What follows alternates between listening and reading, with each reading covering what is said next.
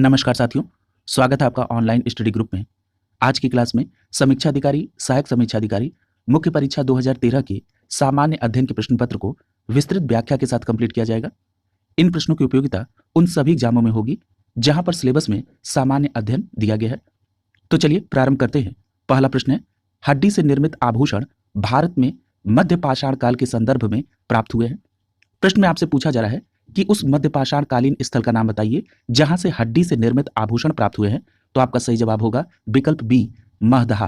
यानी महदहा से हड्डी से निर्मित आभूषण प्राप्त हुए हैं और ये महदहा जो है ये मध्य पाषाण काल का स्थल है। दूसरी बात आपको याद रखनी कि ये जो महदहा स्थल है ये उत्तर प्रदेश में प्रतापगढ़ जिले में पट्टी तहसील में स्थित है। याद रखिएगा, महदहा से कुछ और प्रमुख उपकरण प्राप्त हुए हैं जैसे ब्लेड, खुरचनी, भेदक, चांद्रिक त्रिभुज, समलंब चतुर्भुज और यहां से सींग हड्डी के बने उपकरण और आभूषण भी प्राप्त हुए हैं। अगला प्रश्न देखिए, प्रश्न संख्या 2। पूछा जा रहा है कि कौन सा हड़प्पाई नगर 3 भागों में विभक्त है। तो याद रखिएगा, आपका सही जवाब होगा विकल्प सी, जो धौलावीरा है ये ऐसा हड़प्पाई नगर है जो 3 भागों में विभक्त है। प्रश्न संख्या 2 का सही जवाब होगा विकल्प सी। यदि हम विस्तृत व्याख्या को देखें तो सबसे पहली बात कि ये जो धौलावीरा है ये गुजरात के कच्छ जिले के भरूच तालुका में स्थित है। यदि हम धौलावीरा के खोज और उत्खननकर्ता की बात करें तो उनका नाम है R.S. बिस्ट और ये खोज और उत्खनन कब हुआ था तो 1990-91 में। याद रखिएगा, जो अन्य हड़प्पाई कालीन नगर हैं वो 2 भागों में विभक्त होते हैं, यानी उनके 2 किला या नगर दुर्ग होते हैं, जबकि ये जो धौलावीरा है ये 3 भागों में विभाजित था। इनमें से जो इसके 2 भाग थे वो आयताकार दुर्गबंदी में थे या प्राचीरों से घिरे हुए थे। ऐसी नगर व्यवस्था किसी अन्य जगह पर प्राप्त नहीं होती है, यानी जो 3 भागों में विभाजन है वो केवल धौलावीरा से ही प्राप्त हुआ है। एक बात और याद रखिएगा, ये जो धौलावीरा है यहां से विशाल शैलकृत जलाशय भी प्राप्त हुआ है। ये भी प्रश्न बहुत बार पूछा है। घोड़े के अवशेष ये भी धौलावीरा से मिले हैं और स्टेडियम के साक्ष्य भी धौलावीरा से प्राप्त हुए हैं। याद रखिएगा, भारत का दूसरा सबसे बड़ा नगर भी धौलावीरा है, यह तथ्य भी आपको याद रखना होगा। अगला देखिए, और एक बात और याद रखिएगा, हड़प्पा संस्कृति के 3 चरण के साक्ष्य धौलावीरा से प्राप्त हुए। अगला प्रश्न है प्रश्न संख्या 3। पूछा जा रहा है कि वैदिक कर्मकांड में होता का संबंध है या पढ़ चुके हैं। याद रखिएगा, जो ऋग्वेद है उसके पुरोहित को होता कहा जाता है। प्रश्न संख्या 3 का सही जवाब होगा विकल्प ए। याद रखिएगा, ये जो होता है इनके कार्य क्या होते हैं तो देवताओं को यज्ञ में आहूत करना, ऋचा का पाठ करते हुए स्तुति करना, ये ऋग्वेद के पुरोहित का कार्य होता था। यदि हम अन्य वेद के भी पुरोहित को देखें तो सामवेद के पुरोहित को उद्गाता कहते हैं, यजुर्वेद के पुरोहित को अधर्यु कहते हैं और जो अथर्ववेद है उसके पुरोहित को ब्रह्म कहा जाता है। यह बहुत इंपॉर्टेंट प्रश्न है, आप इसको याद रखेंगे। अगला है प्रश्न संख्या 4। पूछा जा रहा है कि चतुर्थ बौद्ध संगीत हुई थी किसके शासनकाल में। तो आपका जवाब होगा जो चतुर्थ बौद्ध संगीति हुई थी वो कनिष्क के शासनकाल में हुई थी। प्रश्न संख्या 4 का सही जवाब होगा विकल्प ए। और कहां पर हुई थी तो आपका जवाब होगा कश्मीर के कुंडल वन में हुई थी। क्लियर। अब प्रश्न उठता है कि ये जो चतुर्थ बौद्ध संगीत समिति हुई थी इसकी अध्यक्षता किसने की थी। तो याद रखिएगा, इसके अध्यक्ष वसुमित्र थे और इसके उपाध्यक्ष अश्वघोष थे। याद रखिएगा, चतुर्थ बौद्ध संगीत समिति में ही बौद्ध धर्म हीनयान व महायान 2 संप्रदायों में विभक्त हुआ था और ये किसके शासनकाल में हुई थी, कनिष्क के शासनकाल में। और कनिष्क किस वंश का शासक था तो याद रखिएगा ये कुषाण वंश का शासक था। क्लियर। अगला देखिए प्रश्न संख्या 5। प्रश्न संख्या 5 में पूछा जा रहा है उस वीर भारतीय राजा का नाम बताइए जिसे सिकंदर ने झेलम के तट पर पराजित किया था। बहुत इंपॉर्टेंट प्रश्न है, याद रखिएगा उस राजा का नाम है पुरु अर्थात पोरस, यानी पुरु पोरस को ये भारतीय राजा था जिसे सिकंदर ने झेलम के तट पर पराजित किया था। प्रश्न संख्या 5 का सही जवाब होगा विकल्प बी। याद रखिएगा, सिकंदर 326 ईसा पूर्व में खैबर दर्रे को पार करके भारत में प्रवेश किया था और सिकंदर जब भारत पहुंचा तो उस समय तक्षशिला के राजा आम्भी ने उसकी सहायता का वचन देते हुए उसकी अधीनता स्वीकार कर ली थी। याद रखिएगा, झेलम और चिनाब नदी के बीच का जो प्रदेश था उसका शासक था पोरस अर्थात पोरू और इसके द्वारा सिकंदर के समक्ष समर्पण की मांग को इसने क्या कर दिया, ठुकरा दिया। फलस्वरूप झेलम का युद्ध हुआ जिसे वितस्ता के युद्ध के नाम से भी जानते हैं और इस युद्ध में पोरस की हार हो गई। लेकिन इसकी वीरता से प्रसन्न होकर सिकंदर ने उसका राज्य जो है उसको वापस लौटा दिया था। तो इस फैक्ट को भी याद रखेंगे। अगला देखिए प्रश्न संख्या 6, पूछा जा रहा है कि शक संवत प्रारंभ होता है, तो याद रखिएगा शक संवत 78 ईस्वी से प्रारंभ होता है। प्रश्न संख्या 6 का सही जवाब होगा विकल्प ए। अब ये प्रश्न उठता है कि ये जो शक संवत है ये कब से किसके समय से प्रारंभ हुआ, तो याद रखिएगा कनिष्क के राज्यारोहण की स्मृति में 78 ईस्वी में शक संवत को प्रारंभ किया गया। अभी आपने पढ़ा है कि कनिष्क कुषाण वंश का शासक था और इसी के समय में चतुर्थ बौद्ध संगीत समिति का आयोजन कुंडलवर्ग कश्मीर में हुआ था। याद रखिएगा कश्मीर में कनिष्क ने कनिष्कपुर नामक एक नगर की भी स्थापना की थी। याद रखिएगा यहां पर अभी आपने शक संवत को पढ़ा। यदि आपसे पूछा जाए कि विक्रम संवत कब से प्रारंभ हुआ, तो आपका जवाब होगा 57 ईसा पूर्व से। यदि गुप्त संवत पूछा जाए तो याद रखिएगा 319 से 320 ईस्वी से। और ये जो गुप्त संवत है ये किसने प्रारंभ किया था, तो आपका जवाब होगा चंद्रगुप्त प्रथम ने। तो इस फैक्ट को भी इसके साथ कोरिलेट करके आप याद रखेंगे। अगला देखिए प्रश्न संख्या 7, पूछा जा रहा है कि निम्नलिखित में से किस स्रोत में उल्लेखित है कि प्राचीन भारत में दास्ता नहीं थी। बहुत अच्छा प्रश्न है, कई बार पूछा गया है। तो याद रखिएगा मेगास्थनीज के इंडिका में इस बात का उल्लेख है कि प्राचीन भारत में दास्ता नहीं थी। प्रश्न संख्या 7 का सही जवाब होगा विकल्प सी। याद रखिएगा ये जो मेगास्थनीज है जिसके द्वारा इंडिका लिखी गई, ये सेल्यूकस निकेटर का राजदूत था, जिसे सेल्यूकस निकेटर ने चंद्रगुप्त मौर्य के दरबार में भेजा था। और दूसरी बात, मेगास्थनीज एक यूनानी राजदूत था। इसकी रचना का नाम अभी आपने प्रश्न में देखा, इंडिका है।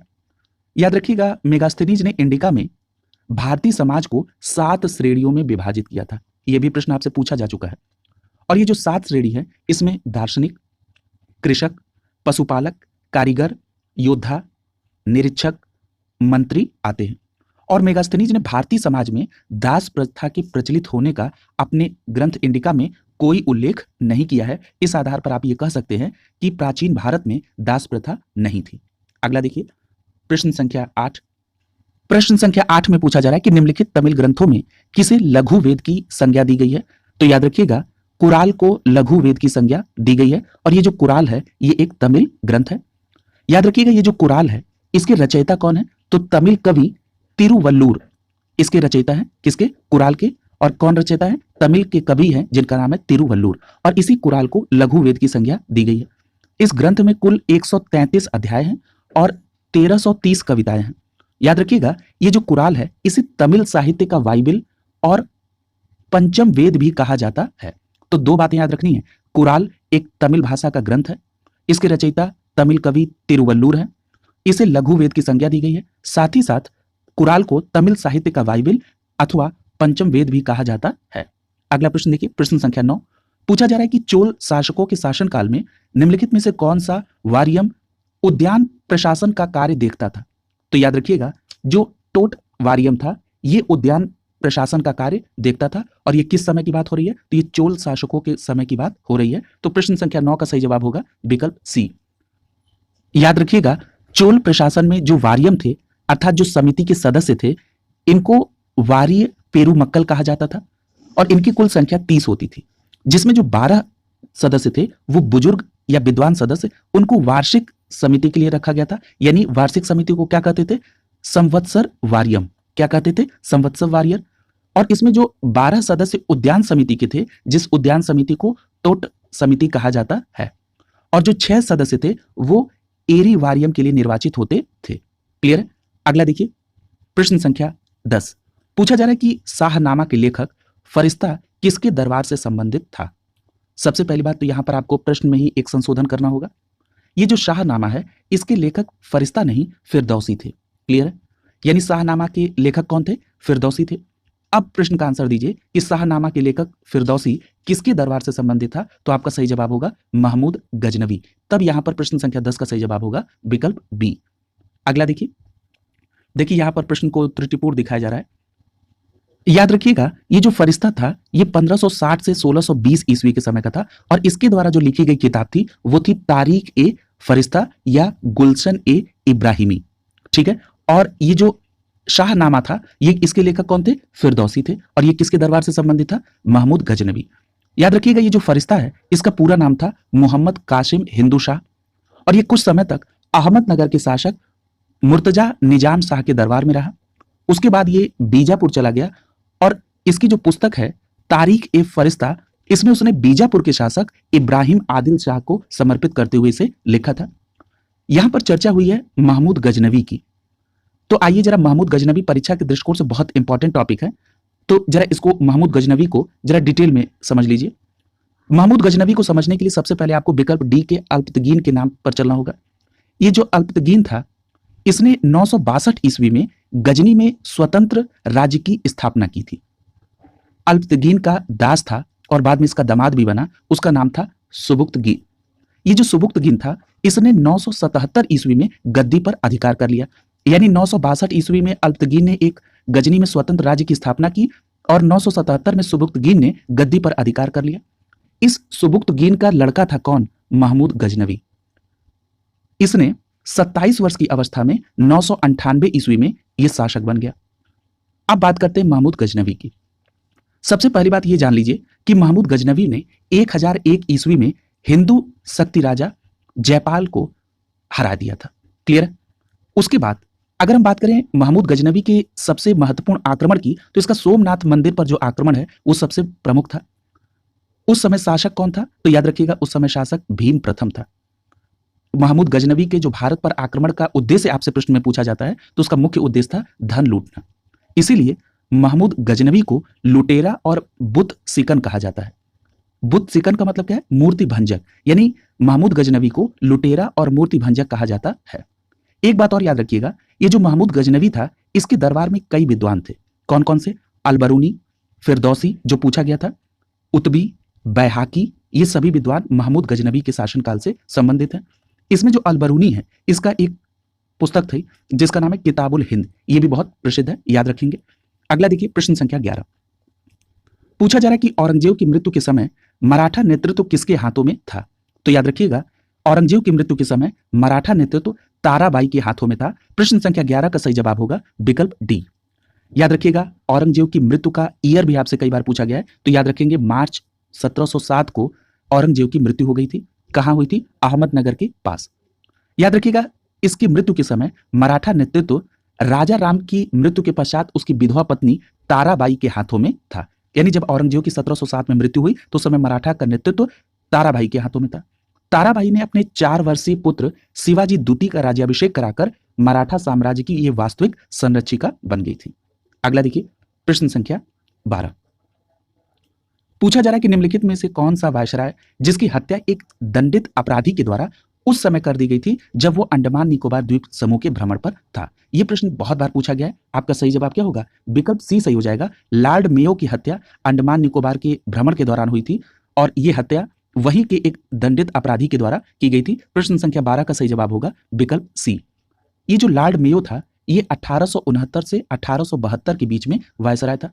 याद रखिएगा, अंडमान निकोबार द्वीप समूह की यात्रा के दौरान एक अफगान दंडित अपराधी था जिसने चाकू मारकर लॉर्ड मेयो की हत्या कर दी और इस प्रकार लॉर्ड मेयो प्रथम गवर्नर जनरल था जिसकी हत्या उसके कार्यकाल में कर दी गई थी।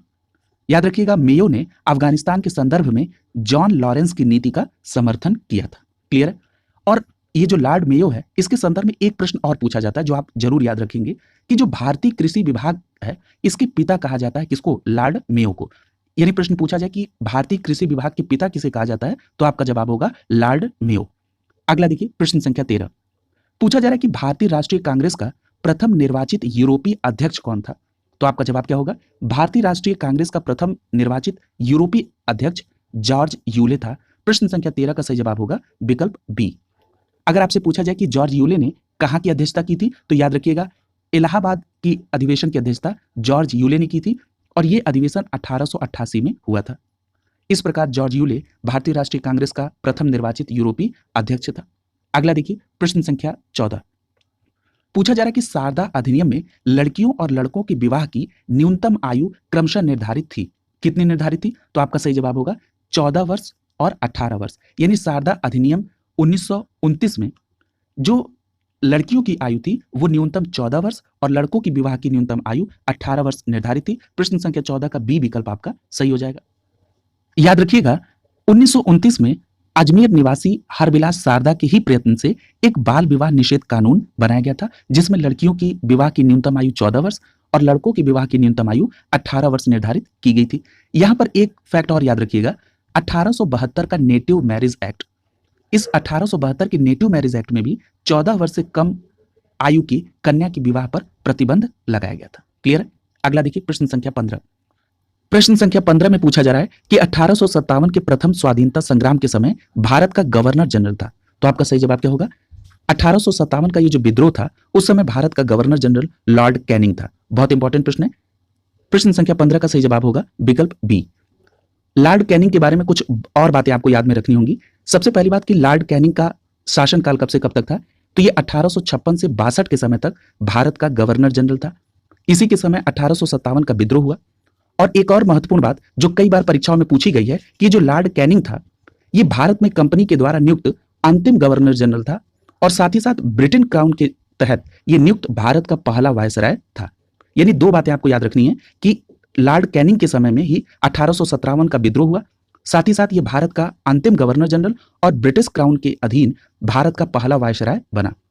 इसने न्यायिक सुधारों के अंतर्गत इंडियन हाई कोर्ट एक्ट के द्वारा बंबई, मद्रास और कलकत्ता में एक एक उच्चतम उच्च न्यायालय की स्थापना भी की थी। किसने? कैनिंग ने। याद रखिएगा सामाजिक सुधारों के अंतर्गत विधवा पुनर्विवाह अधिनियम 1856 भी कैनिंग के ही शासनकाल में पारित हुआ था। ये सभी पॉइंट बहुत महत्वपूर्ण है। एक फैक्ट और आपको यहां पर कोरिलेट करना होगा कि जब बहादुर शाह की मृत्यु हो गई तो मुगलों को राजा की उपाधि अब नहीं मिलेगी, इस प्रकार की घोषणा भी कैनिंग ने ही की थी। यह फैक्ट भी आपसे पूछा गया, आप याद रखेंगे। अगला प्रश्न देखिए, प्रश्न संख्या 16। पूछा जा रहा है कि निम्नलिखित में से भारत में 19वीं शताब्दी में पड़े किस अकाल को प्रकोप का समुद्र अर्थात सी ऑफ कैलेमिटी कहा जाता है? तो आपका सही जवाब होगा विकल्प डी। यानी उड़ीसा का अकाल जो 1866-67 में आया इसे प्रकोप का समुद्र अर्थात सी ऑफ कैलेमिटी कहा जाता है। प्रश्न संख्या 16 का सही जवाब होगा विकल्प डी। याद रखिएगा उड़ीसा के अकाल जिसको आप प्रकोप का समुद्र कहते हैं ये 1866-67 में आया था और 1866 में आए इस अकाल ने पूर्वी किनारा से लेकर मद्रास तक को इफेक्टेड किया था। अगला देखिए प्रश्न संख्या 17। पूछा जा रहा है कि निम्नलिखित में से कौन 2 सितंबर 1946 को गठित अंतरिम सरकार में मंत्री नहीं थे? तो आपका जवाब होगा अबुल कलाम आजाद। यानी विकल्प सी सही हो जाएगा। अबुल कलाम आजाद अंतरिम सरकार में मंत्री नहीं थे। प्रश्न संख्या 17 का सही जवाब होगा विकल्प सी। यहां पर यह डेट भी याद रखिएगा 2 सितंबर 1946। याद रखिएगा जो पंडित जवाहरलाल नेहरू की अध्यक्षता में जो अंतरिम सरकार की स्थापना हुई थी ये 2 सितंबर 1946 को हुई थी। याद रखेंगे कैबिनेट मिशन योजना के तहत अंतरिम सरकार की घोषणा 24 अगस्त 1946 को हुई थी।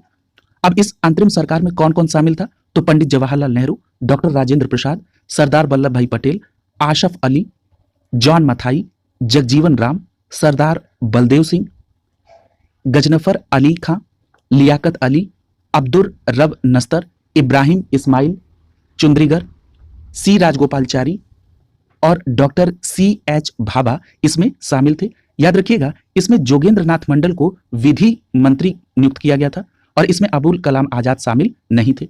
देखिए कई अन्य लोगों के भी मंत्रालय को पूछ दिया जाता है। तो याद रखिएगा इसमें पूछा गया है सरदार वल्लभ भाई पटेल को। तो याद रखिएगा सरदार वल्लभ भाई पटेल के पास गृह एवं सूचना प्रसारण मंत्रालय था। वहीं हम आशफ अली की बात करें तो इनके पास रेल मंत्रालय था। यदि हम बात करें डॉक्टर राजेंद्र प्रसाद की तो इनके पास खाद्य एवं कृषि मंत्रालय था और याद रखिएगा वित्त मंत्रालय लियाकत अली के पास था। इतने फैक्ट को और आप इसके साथ कोरिलेट करके याद रखेंगे। अगला देखिए प्रश्न संख्या 18। पूछा जा रहा है कि स्वराज शब्द का प्रयोग सर्वप्रथम किसने किया था? तो देखिए आप सभी को पता है कि स्वराज शब्द का प्रयोग सबसे पहले दयानंद सरस्वती ने किया था। दयानंद सरस्वती विकल्प में नहीं है इसलिए हम बाल गंगाधर तिलक को सही टिक करेंगे। यहां प्रश्न संख्या 18 का सही जवाब होगा विकल्प ए। याद रखिएगा ये जो बाल गंगाधर तिलक है इन्होंने दयानंद सरस्वती के बाद स्वराज का उद्घोषणा किया था और कहा था स्वराज मेरा जन्मसिद्ध अधिकार है, मैं इसे लेकर रहूंगा। बाल गंगाधर तिलक के बारे में एक फैक्ट और आपको याद रखना होगा, इनको अशांति का जनक कहा था। किसने कहा था? तो वैलेंटाइन सिरोल ने बाल गंगाधर तिलक को अशांति का जनक कहा था। यह भी प्रश्न आपसे पूछा जाता है। प्रश्न संख्या 19 देखिए। पूछा जा रहा है कि भारतीय राष्ट्रीय कांग्रेस का एकमात्र अधिवेशन जिसकी अध्यक्षता महात्मा गांधी ने की थी उस अधिवेशन का नाम क्या है? तो आपका सही जवाब होगा बेलग्राम अधिवेशन 1924। यानी बेलग्राम अधिवेशन 1924 एकमात्र अधिवेशन था जिसकी अध्यक्षता महात्मा गांधी ने की थी। प्रश्न संख्या 19 का सही जवाब होगा विकल्प सी। याद रखिएगा ये जो बेलग्राम अधिवेशन था ये कहां पर संपन्न हुआ था? तो ये कर्नाटक में हुआ था 1924 में और ये कांग्रेस का 40वां राष्ट्रीय अधिवेशन था। यहां पर देखिए विकल्प में कुछ और अधिवेशन के नाम दिए गए हैं, जरा इनको भी आप देख लीजिए। 1921 का अधिवेशन, ये 1921 का अधिवेशन इलाहाबाद में नहीं, अहमदाबाद में हुआ था। याद रखिएगा, अहमदाबाद 1921 का अधिवेशन जिसकी अध्यक्षता CR दास ने की थी। याद रखिएगा, यहां पर भी एक महत्वपूर्ण तथ्य है, CR दास जेल में बंद हो गए थे, इसलिए अहमदाबाद अधिवेशन 1921 की कार्यकारी अध्यक्षता हकीम अजमल खान ने की थी। ये दोनों फैक्ट आपको याद रखने होंगे। यदि हम गया अधिवेशन 1922 की बात करें तो गया अधिवेशन की अध्यक्षता चित्तरंजन दास ने की थी। याद रखिएगा, चित्तरंजन दास को देश बंधु की उपाधि दी गई थी। अगर हम बात करें कराची अधिवेशन की तो कराची अधिवेशन 1931 में हुआ था और इसकी अध्यक्षता सरदार वल्लभ भाई पटेल ने की थी। क्लियर है? और याद रखिएगा, ये जो कराची अधिवेशन 1931 था जिसकी अध्यक्षता सरदार वल्लभ भाई पटेल ने की थी, इसी में मौलिक अधिकार की मांग भी हुई थी। यह भी प्रश्न आपसे पूछा गया है। अगला देखिए, प्रश्न संख्या 20 पूछा जा रहा है कि निम्नलिखित में से किस एक को लाला लाजपत राय ने अपना राजनीतिक गुरु माना था। बहुत अच्छा प्रश्न है। तो याद रखिएगा, लाला लाजपत राय ने मैजिनी को अपना गुरु माना था। प्रश्न संख्या 20 का सही जवाब होगा विकल्प डी। अभी आपने जाना कि जो लाला लाजपत राय हैं, इनके गुरु का नाम मैजिनी था और ये जो मैजिनी थे ये इतावली राष्ट्रवादी थे। 1848 में इटली गणतंत्र के तानाशाह बने और इन्होंने एक स्वतंत्र और एकीकृत इटली की वकालत की थी। किसने? मैजिनी ने। और ये लाला लाजपत राय के राजनीतिक गुरु थे। यहां पर लाला लाजपत राय की बात हुई है तो लाला लाजपत राय से संबंधित कुछ और महत्वपूर्ण तथ्य हैं जो आप यहां पर इसको कोरिलेट कर लेंगे। जैसे उपाधि पूछी जाती है तो याद रखिएगा, पंजाब केसरी और शेरे पंजाब, ये उपाधि लाला लाजपत राय को प्राप्त थी। यदि हम लाला लाजपत राय के पत्र की बात करें तो पंजाब, द पीपुल और द वंदे मातरम इससे संबंधित है लाला लाजपत राय। यदि हम लाला लाजपत राय की पुस्तक की बात करें तो Arya Samaj, political future of India, problems of national education in India, ये लाला लाजपत राय से संबंधित है। लाला लाजपत राय ने 1920 के कलकत्ता की विशेष अधिवेशन की अध्यक्षता भी की थी। यह भी फैक्ट आप इसके साथ कोरिलेट करके याद रखेंगे। अगला देखिए, प्रश्न संख्या 21 पूछा जा रहा है कि निम्नलिखित युग्मों में से कौन सा सही सुमेलित नहीं है। पहला दिया है नवजीवन, M.K. गांधी, बिल्कुल सही है। स्वराज्य का संबंध T. प्रकाशम से है, सही है। प्रभात का संबंध N.C. केलकर से है, यह भी सही है। कौमी आवाज का संबंध अबुल कलाम आजाद से नहीं है। तो कौमी आवाज का संबंध किससे है? तो याद रखिएगा, कौमी आवाज का संबंध जवाहरलाल नेहरू और रफी अहमद किदवई से है। प्रश्न संख्या 21 का सही जवाब होगा विकल्प डी। अब यहां कुछ बातें आपको जानकारी जरूरी है। जैसे जो द नेशनल हेराल्ड समाचार पत्र है, इसका प्रकाशन जवाहरलाल नेहरू ने 9 सितंबर 1938 को लखनऊ से किया था। और ये जो नेशनल हेराल्ड है, इसका जो हिंदी संस्करण है उसको नवजीवन के नाम से जानते हैं और जो इसका उर्दू संस्करण है उसको कौमी आवाज के नाम से जानते हैं। इस प्रकार आप ये कह सकते हैं कि जो कौमी आवाज है ये एक उर्दू अखबार था और इससे संबंधित थे जवाहरलाल नेहरू और रफी अहमद किदवई। याद रखिएगा, महात्मा गांधी की बात करें तो यंग इंडिया, हरिजन और नवजीवक नामक समाचार पत्र महात्मा गांधी से संबंधित है। क्लियर है? अगला देखिए, यहां पर एक बात और याद रखिएगा कि महात्मा गांधी इंडियन ओपिनियन ये समाचार पत्र इन्होंने दक्षिण अफ्रीका में प्रारंभ किया था 1899 में। यह भी महात्मा गांधी से संबंधित है, आप इसे भी याद रख लेंगे। अगला है प्रश्न संख्या 22 पूछा जा रहा है कि यहां पर सूची को सुमेलित करिए। पहला दिया गया भारत मित्र। भारत मित्र किस भाषा में? तो हिंदी भाषा में। यहां पर आप ए को तीसरे के साथ कोरिलेट कर देंगे। यदि हम राष्ट्र माता की बात करें तो इसका संबंध मराठी से है, यानी बी को आप चौथे के साथ कोरिलेट कर लेंगे। यदि हम प्रजा मित्र की बात करें तो प्रजा मित्र का संबंध गुजराती से है, यानी सी को आप दूसरे के साथ कोरिलेट करेंगे। यदि हम नायक की बात करें तो नायक का संबंध बंगाली से है, डी को आप पहले के साथ कोरिलेट करेंगे और सही कूट आपका बनेगा 3 4 2 1 का। क्लियर है? यानी प्रश्न संख्या 22 का यहां पर विकल्प सी सही हो जाएगा।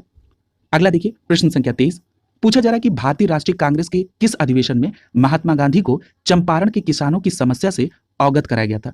याद करिए उस क्लास को जिसमें मैंने लखनऊ पैक्ट को एक्सप्लेन किया था। उसमें बताया था कि राजकुमार शुक्ल लखनऊ अधिवेशन 1916 में गए थे और राजकुमार शुक्ल ने ही महात्मा गांधी को लखनऊ अधिवेशन 1916 में चंपारण के किसानों की दुर्दशा के बारे में बताया था। इस प्रकार यहां पर विकल्प डी सही हो जाएगा, लखनऊ अधिवेशन 1916।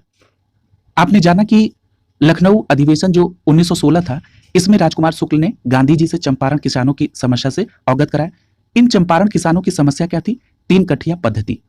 3 कठिया पद्धति क्या है? अर्थात किसानों को 3/20 हिस्से पर नील की खेती करना अनिवार्य था। यही चंपारण किसानों की समस्या का मूल कारण था। इसी के लिए गांधी जी ने 1917 में चंपारण सत्याग्रह किया था। क्लियर है? लखनऊ पैक्ट के बारे में आपको पता है कि लखनऊ पैक्ट 1916 में कांग्रेस और मुस्लिम लीग के बीच समझौता हुआ था।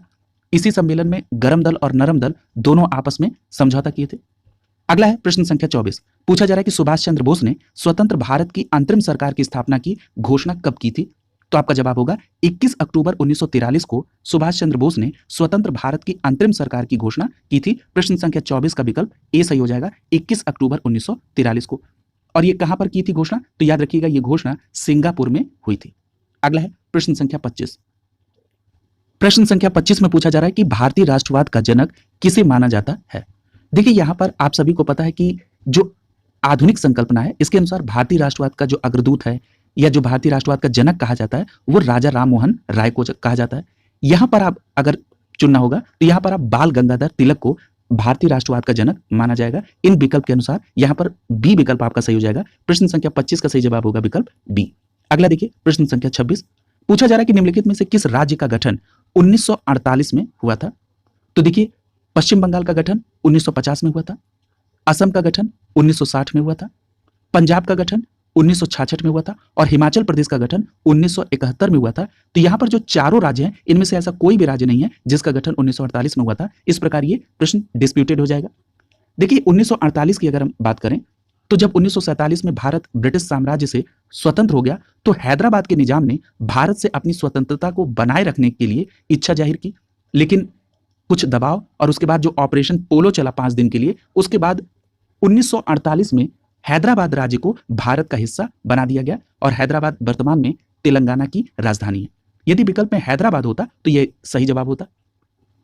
यहां पर जो विकल्प में अन्य राज्य दिए गए थे जरा उनके गठन के ईयर को डेट के साथ देख लीजिए। पश्चिम बंगाल 26 जनवरी 1950 को, असम 26 जनवरी 1960 को, पंजाब 1 नवंबर 1966 को, हिमाचल 25 जनवरी 1971 को। अगला देखिए 27। पूछा जा रहा है कि निम्नलिखित में से कौन सा एक जवाहरलाल नेहरू राष्ट्रीय शहरी पुनर्नवीनी मिशन के संबंध में सही नहीं है? पहला दिया है इसे 2005 में प्रारंभ किया गया था, यह फैक्ट बिल्कुल सही है कि इसे 2005-6 में प्रारंभ किया गया था। दूसरा दिया जा रहा है कि यह 10 वर्षीय कार्यक्रम था, ये फैक्ट गलत है, ये 2005-6 से प्रारंभ होकर 7 वर्ष का ये कार्यक्रम था। यहां पर प्रश्न संख्या 27 का विकल्प बी आपका आंसर हो जाएगा, ये सही संबंधित नहीं है। और इसका उद्देश्य क्या था? भारतीय शहरों के जीवन की गुणवत्ता को बढ़ाना, बिल्कुल सही है, और समावेशी विकास को बढ़ावा देना। प्रश्न संख्या 27 का विकल्प बी सही हो जाएगा। याद रखिएगा ये जो जवाहरलाल नेहरू राष्ट्रीय शहरी पुनर्नवीनीकरण मिशन था इसका उद्देश्य था देश के नगरों का व्यापक आधुनिकीकरण करना और इस मिशन के 2 मुख्य घटक थे। पहला था शहरी आधारभूत संरचना एवं प्रशासन और दूसरा था शहरी निर्धनों को बुनियादी सेवाएं उपलब्ध कराना। इसकी शुरुआत अभी हमने आपको बताया कि 2005-6 में हुई थी और 2005-6 से प्रारंभ होकर 7 वर्ष तक के लिए इसका लक्ष्य रखा गया था। इसके तहत शहर में जलापूर्ति, सीवर प्रणाली, सफाई, ठोस अवशिष्ट प्रबंधन, शहरी परिवहन, शहरी नगरीकरण, विरासत संरक्षण, मलिन बस्तियों में सुधार जैसी योजनाएं इसमें लागू थी। अगला देखिए प्रश्न संख्या 28। पूछा जा रहा है कि छत्तीसगढ़ की सीमा उभयनिष्ठ नहीं है, तो किसके साथ? तो याद रखिएगा छत्तीसगढ़ की सीमा बिहार के साथ नहीं लगती है। यहां प्रश्न संख्या 28 का विकल्प बी सही हो जाएगा। क्लियर है? अगला देखिए, यदि हम छत्तीसगढ़ की सीमा की बात करें तो छत्तीसगढ़ की सीमा मध्य प्रदेश, महाराष्ट्र, उड़ीसा, तेलंगाना, आंध्र प्रदेश, उत्तर प्रदेश और झारखंड से लगती है। अगला देखिए प्रश्न संख्या 29। पूछा जा रहा है कि भारत की पश्चिमी घाट की नदियां डेल्टा का निर्माण नहीं करती हैं। कारण बताया जा रहा है कि वे छोटे प्रवाह क्षेत्र से अपेक्षाकृत कठोर चट्टानों पर प्रवाहित होती है। ये कथन भी सही है और कारण भी सही है और उसकी सही व्याख्या की जा रही है। ये मुख्यतः एस्चुअरी का निर्माण करती है, यानी यहां पर कथन और कारण दोनों सही है और सही व्याख्या हो रही है। यहां पर ए विकल्प आपका सही हो जाएगा।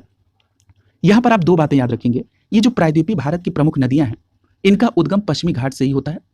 पश्चिमी घाट से निकलकर पूर्व की ओर जो प्रवाहित होने वाली लंबे मार्ग के अनुसरण करने वाली नदियां हैं ये डेल्टा का निर्माण करती हैं और पश्चिम की ओर प्रवाहित होने वाली नदियां भ्रंश घाटी की कठोर चट्टानों से होकर प्रवाहित होती हैं और ये छोटे मार्ग का अनुसरण करती हैं और ये डेल्टा का निर्माण नहीं करती हैं। ये किसका निर्माण करती हैं? एस्चुअरी का निर्माण करती हैं।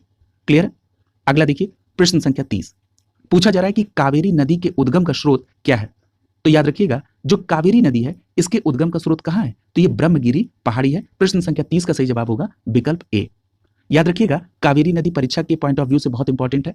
तो ये जो कावेरी नदी है ये कर्नाटक के दुर्ग जिले में ब्रह्मगिरी की पहाड़ियों से निकलकर 800 किलोमीटर लंबाई में, और अगर इसके अपवाह क्षेत्र की बात की जाए तो 81,155 वर्ग किलोमीटर इसका अपवाह क्षेत्र है। याद रखिएगा तिरुचिरापल्ली के निकट ये बंगाल की खाड़ी में मिल जाती है। कौन? कावेरी नदी। याद रखिएगा कावेरी नदी पर एक जलप्रपात है जो परीक्षा में बहुत पूछा जाता है, वो है शिव समुद्रम जलप्रपात। याद रखिएगा यदि हम कावेरी नदी की सहायक नदी की बात करें तो इसकी सहायक नदी है अर्कवती, हेमवती, लक्ष्मण तीर्थ, काबिनी और हरंगी। ये सभी नदियां कावेरी की सहायक नदी हैं। क्लियर? एक बात और याद रखिएगा, ये जो कावेरी नदी है ये कर्नाटक के अतिरिक्त केरल और तमिलनाडु में प्रवाहित होती है। क्लियर? अगला देखिए प्रश्न संख्या 31। प्रश्न संख्या 31 में पूछा जा रहा है कि निम्नलिखित में से किस नदी के तट पर गोरखपुर स्थित है? तो याद रखिएगा गोरखपुर राप्ती नदी के तट पर स्थित है। प्रश्न संख्या 31 का सी विकल्प आपका सही हो जाएगा। याद रखिएगा ये जो राप्ती नदी है ये नदी नेपाल के दक्षिण भाग की लघु हिमालय श्रेणी अर्थात धौलागिरी के दक्षिण में रुकुमकोट के समीप निकलती है। क्लियर है? यानी आपने देखा कि ये जो राप्ती नदी है ये लघु हिमालय श्रेणी यानी धौलागिरी के दक्षिण में रुकुमकोट के समीप निकलती है। यदि यहां पर हम अन्य नदियों की बात करें तो देखिए यहां पर विकल्प ए में घाघरा नदी दी है, ये भी बहुत फेमस है। याद रखिएगा घाघरा नदी को करनाली, सरयू या सरजू नदी के नाम से भी जानते हैं। याद रखिएगा ये जो सरयू है इसी के तट पर अयोध्या है। यदि हम करनाली की बात करें तो जो पर्वतीय क्षेत्र है उसमें इस नदी को करनाली के नाम से जाना जाता है। दूसरा दिया है गंडक नदी। यदि हम गंडक नदी की बात करें तो इसको नेपाल में सालीग्रामी के नाम से जाना जाता है और मैदानी इलाकों में नारायणी के नाम से जाना जाता है। अभी मैंने आपको बताया कि सरयू हो या सरजू हो या करनाली ये सभी घाघरा के उपनाम है। सरयू के संदर्भ में अभी मैंने आपको बताया कि अयोध्या के तट पर है, मतलब अयोध्या इसके तट पर है और ऋग्वेद में सरयू का जिक्र है। ये बात भी आप याद रखेंगे। अगला देखिए प्रश्न संख्या 32। पूछा जा रहा है कि गोविंद बल्लभ पंत सागर जलाशय किस राज्य में स्थित है? तो आपका जवाब होगा गोविंद बल्लभ सागर जलाशय उत्तर प्रदेश में स्थित है। प्रश्न संख्या 32 का सही जवाब होगा विकल्प ए। याद रखिएगा ये उत्तर प्रदेश के सोनभद्र जिले के पिपरी नामक स्थान पर निर्मित एक कृत्रिम झील है गोविंद बल्लभ पंत सागर। क्लियर? और ये 70 वर्ग मील में फैला हुआ है। याद रखिएगा यहाँ पर एक परियोजना है जिसे रिहंद परियोजना के नाम से जाना जाता है जो कि रिहंद नदी पर निर्मित है। ये भी प्रश्न आपसे पूछा जाता है। तो ये कहां पर है? सोनभद्र जिले में। याद रखिएगा जो रिहंद नदी है ये सोन नदी की सहायक नदी है। अगला देखिए प्रश्न संख्या 33। पूछा जा रहा है कि निम्न राज्यों में से किसे ग्रामीण पर्यटक परियोजनाओं के क्रियान्वयन का सर्वोत्तम राज्य घोषित किया गया है? तो देखिए ये उस समय का करंट था। ठीक है, उस समय सिक्किम को ये पुरस्कार मिला था। अगला है प्रश्न संख्या 34। पूछा जा रहा है कि निम्न में से किसका नाम मार्च 2014 तक के लिए निर्यात के उत्कृष्ट नगरों में नहीं रखा गया था? ये भी उस समय का करंट है। उस समय यहां पर पानीपत इसमें शामिल नहीं था। अगला है प्रश्न संख्या 35। प्रश्न संख्या 35 में पूछा जा रहा है कि निम्नलिखित में से कौन सा एक सही सुमेलित नहीं है? देखिए विकल्प ए में लिखा गया है लौह अयस्क कुंद्रेमुख, ये बिल्कुल सही सुमेलित है। बी विकल्प में लिखा है मैग्नीज कोरापुट, ये सही सुमेलित नहीं है, इसलिए प्रश्न संख्या 35 का विकल्प बी सही हो जाएगा। ये जो कोरापुट है ये बॉक्साइड का मुख्य भंडार वाला स्थान है। यहां पर प्रश्न संख्या 35 का विकल्प बी सही हो जाएगा। तांबा खेतरी बिल्कुल सही है। कोयला सिंगरेनी ये भी सही है। प्रश्न संख्या 35 का बी विकल्प यहां पर सही हो जाएगा। यहां पर एक बात और याद रखिएगा कि मैग्नीज के उत्पादन और भंडारण दोनों दृष्टिकोण से उड़ीसा प्रथम स्थान पर है। और अभी आपने देखा कि जो कोरापुट है ये किसके लिए भंडारण के लिए फेमस है? बॉक्साइट के। अगला देखिए प्रश्न संख्या 36। पूछा जा रहा है कि नौग्राम तेल क्षेत्र स्थित है, तो आपका जवाब होगा ये जो नौग्राम तेल क्षेत्र है ये गुजरात में स्थित है। प्रश्न संख्या 36 का विकल्प बी सही हो जाएगा। याद रखिएगा यदि हम गुजरात के अन्य तेल क्षेत्र को देखें तो इसमें अंकलेश्वर है, कलोल है, नौग्राम है और ल्यूनेज है, तो इसे भी आप यहां पर याद रखेंगे। देखिए गुजरात के अलावा असम भी तेल क्षेत्र के लिए फेमस है। तो असम में डिगबोई, नहरकटिया और जो सुरमा की नदी घाटी है ये भी किसके लिए फेमस है? तेल क्षेत्र के लिए फेमस है। तो याद रखेंगे असम से डिगबोई, नहरकटिया और सुरमा की घाटी है। यदि हम बात करें महाराष्ट्र की तो मुंबई के निकट मुंबई हाई है, ये भी किसके लिए फेमस है? तेल क्षेत्र के लिए। और अगर हम दक्षिण भारत में बात करें तो जो कृष्णा और गोदावरी की नदी घाटी है जो कि आप रावा अपतट के बारे में जानते हैं वो भी तेल क्षेत्र से संबंधित है। अगला देखिए प्रश्न संख्या 37। पूछा जा रहा है कि महावेली गंगा एक नदी है कहां की? तो आपका जवाब हो जाएगा ये जो महावेली गंगा नदी है ये श्रीलंका की नदी है। प्रश्न संख्या 37 का विकल्प सी सही हो जाएगा। क्लियर है? याद रखिएगा ये जो महावेली गंगा है ये श्रीलंका की सबसे बड़ी नदी है और इसका जो प्रवाह क्षेत्र है ये 335 किलोमीटर में। और अगर हम इसके जल निकासी बेसिन की बात करें तो ये 10,448 वर्ग किलोमीटर में है जो कि देश में सबसे बड़ा है। कहां का? श्रीलंका का। और यह द्वीप के कुल क्षेत्रफल का लगभग 5वां हिस्सा कवर करता है। देखिए श्रीलंका के संदर्भ में एक फैक्ट और आपसे पूछा जाता है कि इसे रत्न द्वीप या पूर्व का मोती भी कहा जाता है। किसको? श्रीलंका को। और महावेली गंगा नदी भी श्रीलंका से संबंधित है। अगला देखिए प्रश्न संख्या 38। यहां पर देखिए आपको कुछ वन के प्रकार और वन के नाम दिए गए हैं, आपको इसमें सुमेलित करना है। पहला दिया गया है मानसूनी वन। याद रखिएगा ये जो मानसूनी वन है इसको उष्णकटिबंधीय पर्णपाती वन भी कहा जाता है। क्लियर है? इसको आप किससे कोरिलेट करेंगे? तो जो सागौन और साखू है ये मानसूनी वन का उदाहरण है, यानी ए को आप तीसरे के साथ कोरिलेट कर देंगे। यदि हम बात करें विषुवत रेखी वन की, विषुवत रेखी वन का मतलब जो विषुवत रेखा यानी 0 अंश अक्षांश रेखा यानी भूमध्य रेखा है, इसके आसपास के जो क्षेत्र है जिसमें वन है उसको विषुवत रेखी वन क्षेत्र कहते हैं। इसलिए इसको आप कह सकते हैं उष्णकटिबंधीय सदाबहार वन। सदाबहार वन क्यों? क्योंकि यहां पर वर्ष भर उच्च तापमान और उच्च वर्षा होती है, इसलिए यहां पर उष्णकटिबंधीय सदाबहार वन पाए जाते हैं। अगर इसको सुमेलित करना हो तो आपका सही जवाब क्या होगा? महोगनी और रोजवुड। ठीक है, यानी आप बी को चौथे के साथ कोरिलेट कर देंगे। यदि हम भूमध्य सागरी वन की बात करें तो भूमध्य सागरी वन में आलू बुखारा यानी प्लम और जैतून इससे संबंधित करेंगे, यानी सी को आप पहले के साथ।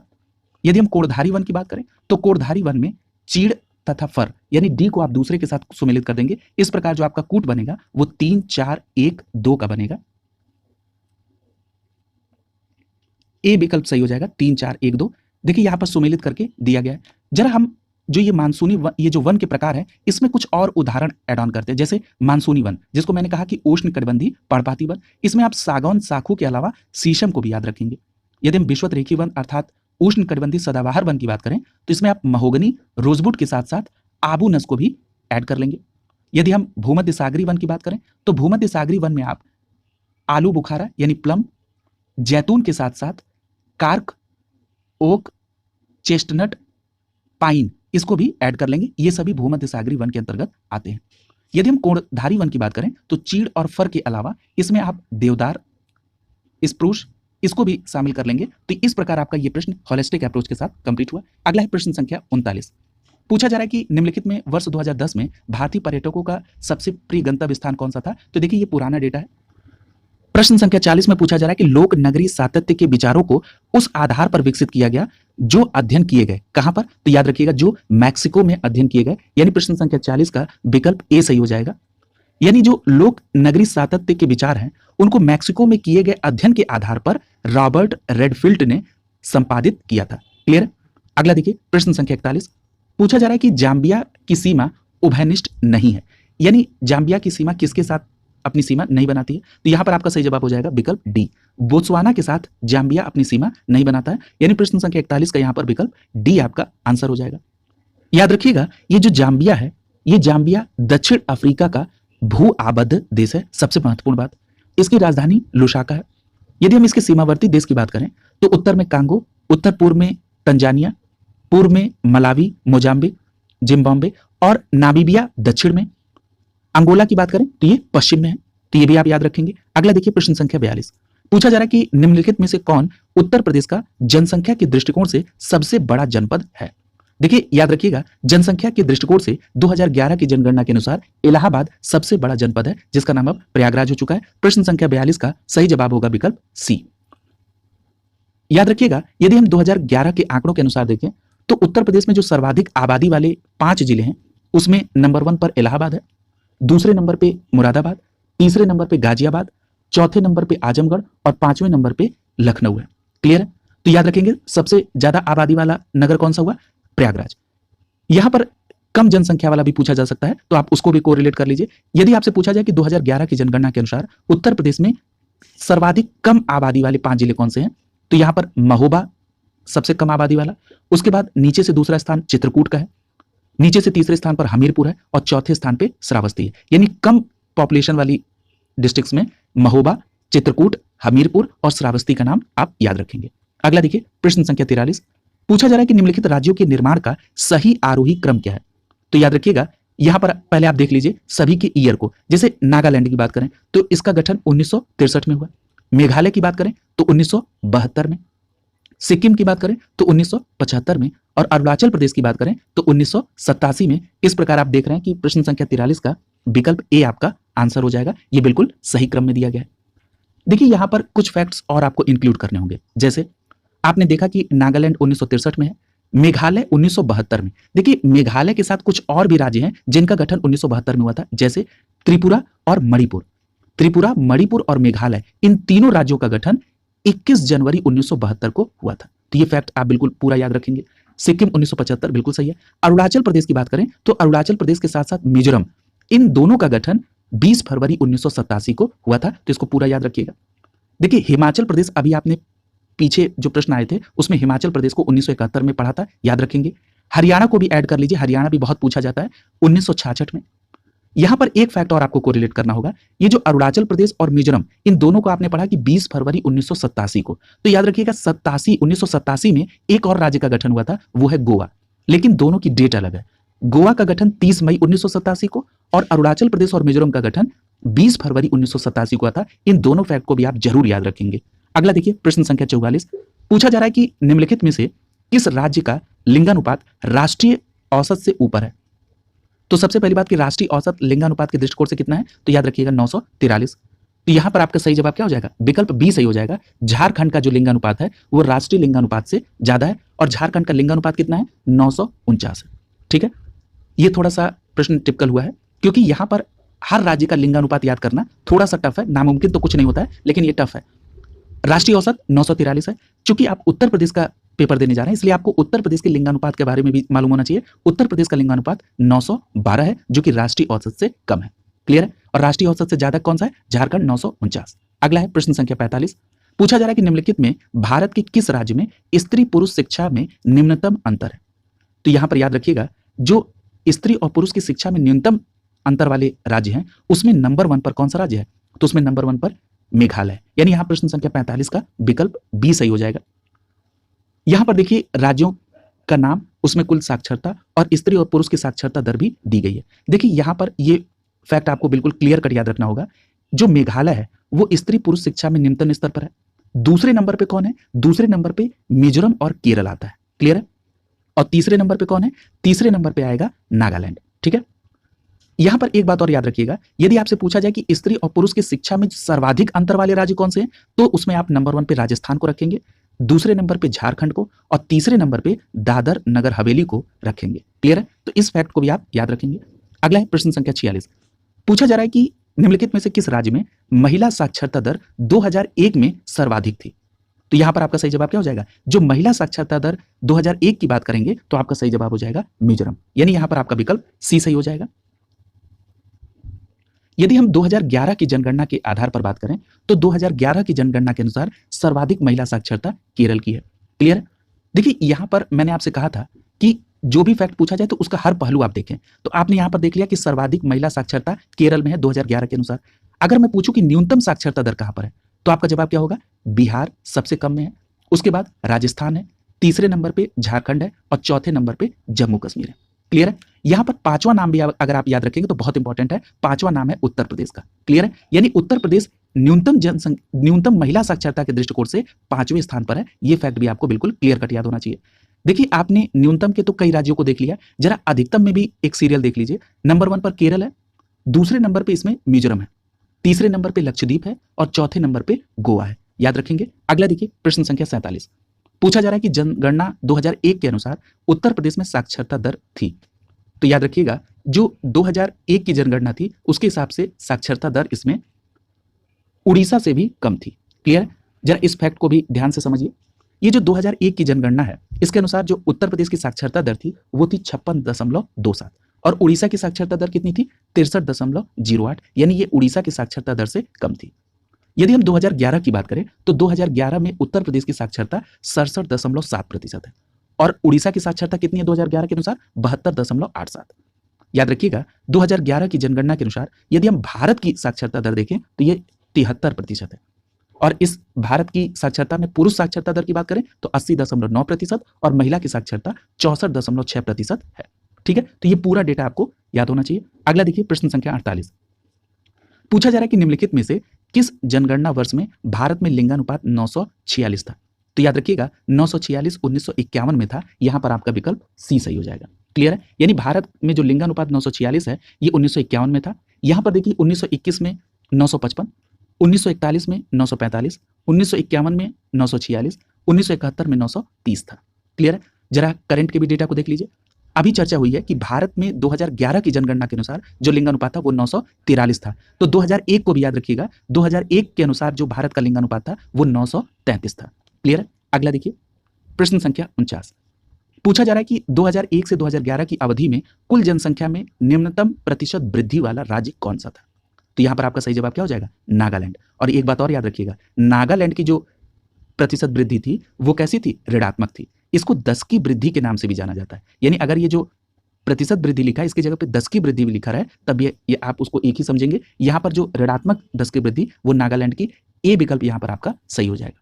याद रखिएगा, जो नागालैंड की 10 की वृद्धि थी वो -0.6% थी। ठीक है? केरल की वृद्धि 4.91, लक्षद्वीप की 6.3, अंडमान निकोबार की 6.86 और गोवा की 8.23। लेकिन यहां पर आप कम से कम नागालैंड की 10 की वृद्धि को याद रखेंगे। देखिए, न्यूनतम 10 की वृद्धि तो आपने देख लिया। अगर मैं पूछूं कि सर्वाधिक 10 की वृद्धि कहां की थी, तो दो नाम आप याद रखेंगे, मेघालय नंबर 1 पर और दूसरे नंबर पे अरुणाचल प्रदेश, जहां की 10 की वृद्धि सर्वाधिक थी। क्लियर है? अगला देखिए, प्रश्न संख्या 50 पूछा जा रहा है कि रेडफील्ड तथा सिंगर के विचार में प्राथमिक नगरीकरण की प्रक्रिया को किसके विकास से विशेषीकृत किया जाता है? ठीक है, तो आपका सही जवाब क्या होगा? लोक परंपरा के आधार पर। यानी यहां पर प्रश्न संख्या 50 का विकल्प ए सही हो जाएगा। यानी रेडफील्ड और सिंगर के मतानुसार जो प्राथमिक नगरीकरण की प्रक्रिया है उसको लोक परंपरा के विकास से विशेषीकृत किया जाता है। अगला देखिए, प्रश्न संख्या 51 पूछा जा रहा है कि उत्तर प्रदेश में निम्नलिखित नगरों का भौगोलिक क्षेत्रफल की दृष्टि से अवरोही क्रम क्या है? ठीक, तो यहां पर देखिए, अगर आप अवरोही क्रम की बात कर रहे हैं यानी ज्यादा से कम, ठीक है, तो इसमें वाराणसी सबसे ज्यादा है, उसके बाद दूसरे नंबर पे गौतम बुद्ध नगर आएगा, तीसरे नंबर पे बागपत आएगा और चौथे नंबर पे संत कबीर नगर आएगा। इस प्रकार यहां पर आपका डी विकल्प आपका आंसर हो जाएगा। क्लियर है?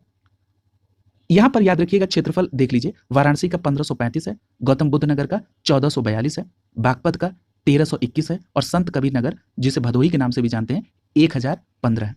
क्लियर है? अगला देखिए, प्रश्न संख्या 52 पूछा जा रहा है कि निम्नलिखित में से कौन भारतीय गणतंत्र का प्रमुख है? तो आपका सही जवाब क्या हो जाएगा? भारतीय गणतंत्र का प्रमुख भारत का राष्ट्रपति होता है। ठीक है, यानी प्रश्न संख्या 52 का सही जवाब क्या होगा? विकल्प ए सही हो जाएगा। क्लियर है? यदि आपसे पूछा जाए कि भारत में एक राष्ट्रपति होगा, इस बात का प्रावधान किस अनुच्छेद में है, तो आपका जवाब होगा अनुच्छेद 52 में कहा गया कि भारत में एक राष्ट्रपति होगा। क्लियर है? याद रखिएगा, यदि आपसे पूछा जाए कि भारत की समुचित कार्यपालिका की जो कार्रवाई है किसके नाम से की जाएगी, तो राष्ट्रपति के नाम से। इस बात का उल्लेख कहां पर है? तो देखिए, यहां पर कहा जा रहा है कि ये अनुच्छेद 53 में है, ये गलत दिया गया है। यहां पर ये टाइप करने में मिस्टेक हुई है। याद रखिएगा, जो भारत सरकार की समुचित कार्यपालिका की जो कार्रवाई है वो राष्ट्रपति के नाम से की जाती है और इस बात की व्यवस्था अनुच्छेद 77 में की गई है। क्लियर कट है? याद रखिएगा, यदि ये पूछा जाए कि राष्ट्रपति कार्यपालिका के प्रमुख होते हैं, तब आपका जवाब होगा ये अनुच्छेद 53 के सब क्लॉज 1 में लिखा गया है। यदि आपसे पूछा जाए कि रक्षा बलों का जो सर्वोच्च कमान है वो राष्ट्रपति में होगा, ये इस बात का उल्लेख कहां पर है, तब आपका जवाब होगा अनुच्छेद 53 के सब क्लॉज 2 में। क्लियर है? बिल्कुल क्लियर कट याद रखिएगा, कोई कंफ्यूजन नहीं रखना है। यहां पर टाइप करने में कुछ त्रुटि हो गई है, मैं एक बार इसको व्यवस्थित क्रम में आपको बता देता हूं। अनुच्छेद 52 में कहा गया कि भारत में एक राष्ट्रपति होगा, अनुच्छेद 53 के सब क्लॉज 1 में कहा गया कि जो कार्यपालिका की शक्ति है वो राष्ट्रपति में निहित होगी, अनुच्छेद 53 के सब क्लॉज 2 में कहा गया कि रक्षा बलों का जो सर्वोच्च कमान है वो राष्ट्रपति में निहित होगा, अनुच्छेद 77 में कहा गया कि भारत सरकार की समस्त कार्यपालिका की कार्रवाई राष्ट्रपति के नाम से की जाएगी। अगला प्रश्न देखिए, प्रश्न संख्या 53, यहां पर आपको सूची को सुमेलित करना है। देखिए, पूछा जा रहा है कि भाग 15 में क्या है, तो याद रखिएगा भाग 15 में निर्वाचन है, इस पर भी चर्चा हो चुकी है, एक आप चौथे के साथ कोरिलेट कर देंगे। यदि हम बात करें भाग 16 की, तो भाग 16 में कुछ वर्गों के संबंध में विशेष उपबंध है, यानी बी को आप तीसरे के साथ कोरिलेट कर देंगे। यदि हम बात करें भाग 17 की, तो भाग 17 में राजभाषा है, यानी आप सी को दूसरे के साथ कोरिलेट कर देंगे। यदि हम बात करें भाग 18 की, तो भाग 18 में आपदा उपबंध है, यहां पर आप डी को पहले के साथ कोरिलेट कर देंगे और जो सही कूट बनेगा वो 4 3 2 1 का बनेगा। तो यहां पर आपका सही जवाब होगा विकल्प बी।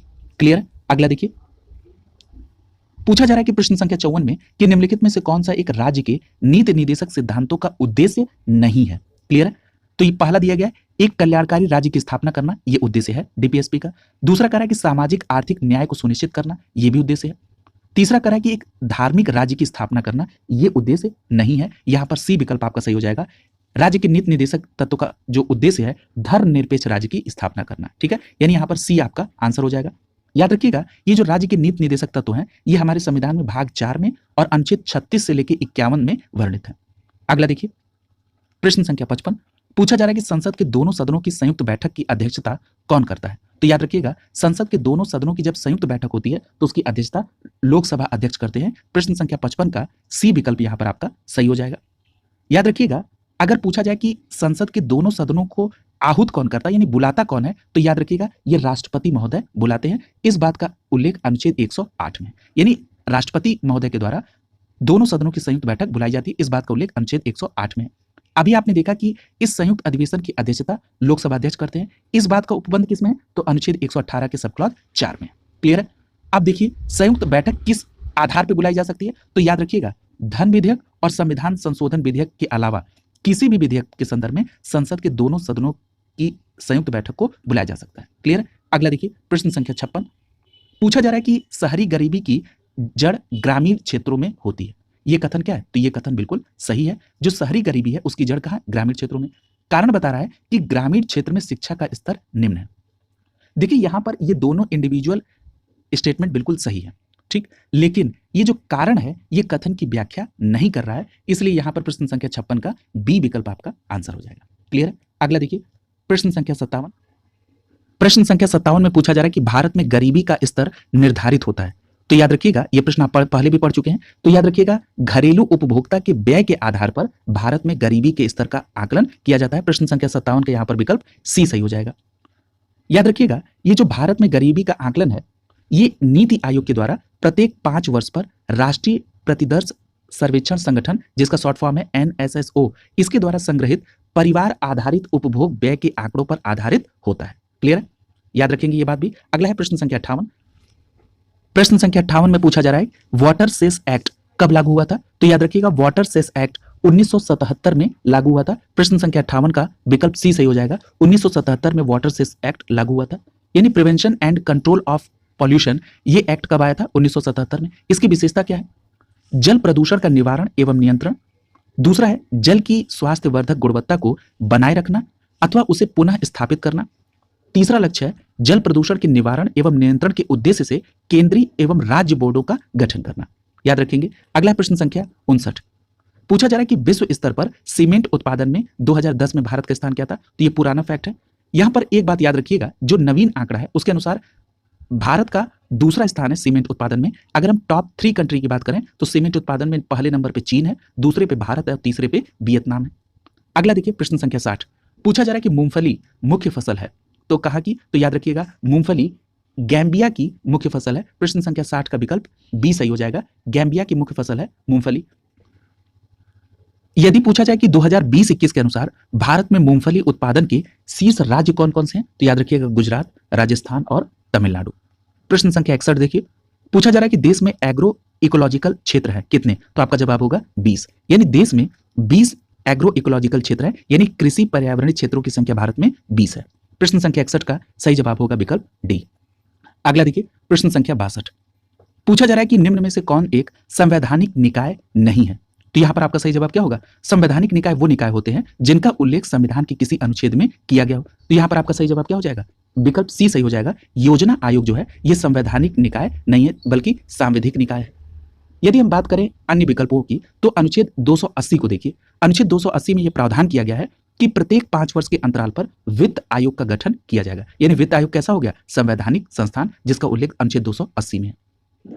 यदि हम बात करें अनुच्छेद 315 की तो अनुच्छेद 315 में कहा गया कि संघ के लिए संघ लोक सेवा आयोग और राज्यों के लिए राज्य लोक सेवा आयोग का गठन किया जाएगा, यानी ये लोक सेवा आयोग भी कैसी संस्था हो गई, संवैधानिक संस्था, क्योंकि इसका उल्लेख अनुच्छेद 315 में है। यदि हम बात करें अनुच्छेद 324 की तो अनुच्छेद 324 में निर्वाचन आयोग से संबंधित उपबंध है, इसका मतलब निर्वाचन व्यवस्था भी संवैधानिक है। अगर हम योजना आयोग की बात करें तो ये गैर संवैधानिक है, यानी ये केंद्रीय मंत्रिमंडल के संकल्प के द्वारा इसका गठन हुआ, ठीक, और ये कब हुआ, 15 मार्च 1950 को। आप सभी को पता है कि अब योजना आयोग की जगह पर नीति आयोग काम कर रहा है, तो नीति आयोग का गठन कब हुआ था ये पूछा जाए तो 1 जनवरी 2015 को। ये फैक्ट भी आप याद रखेंगे।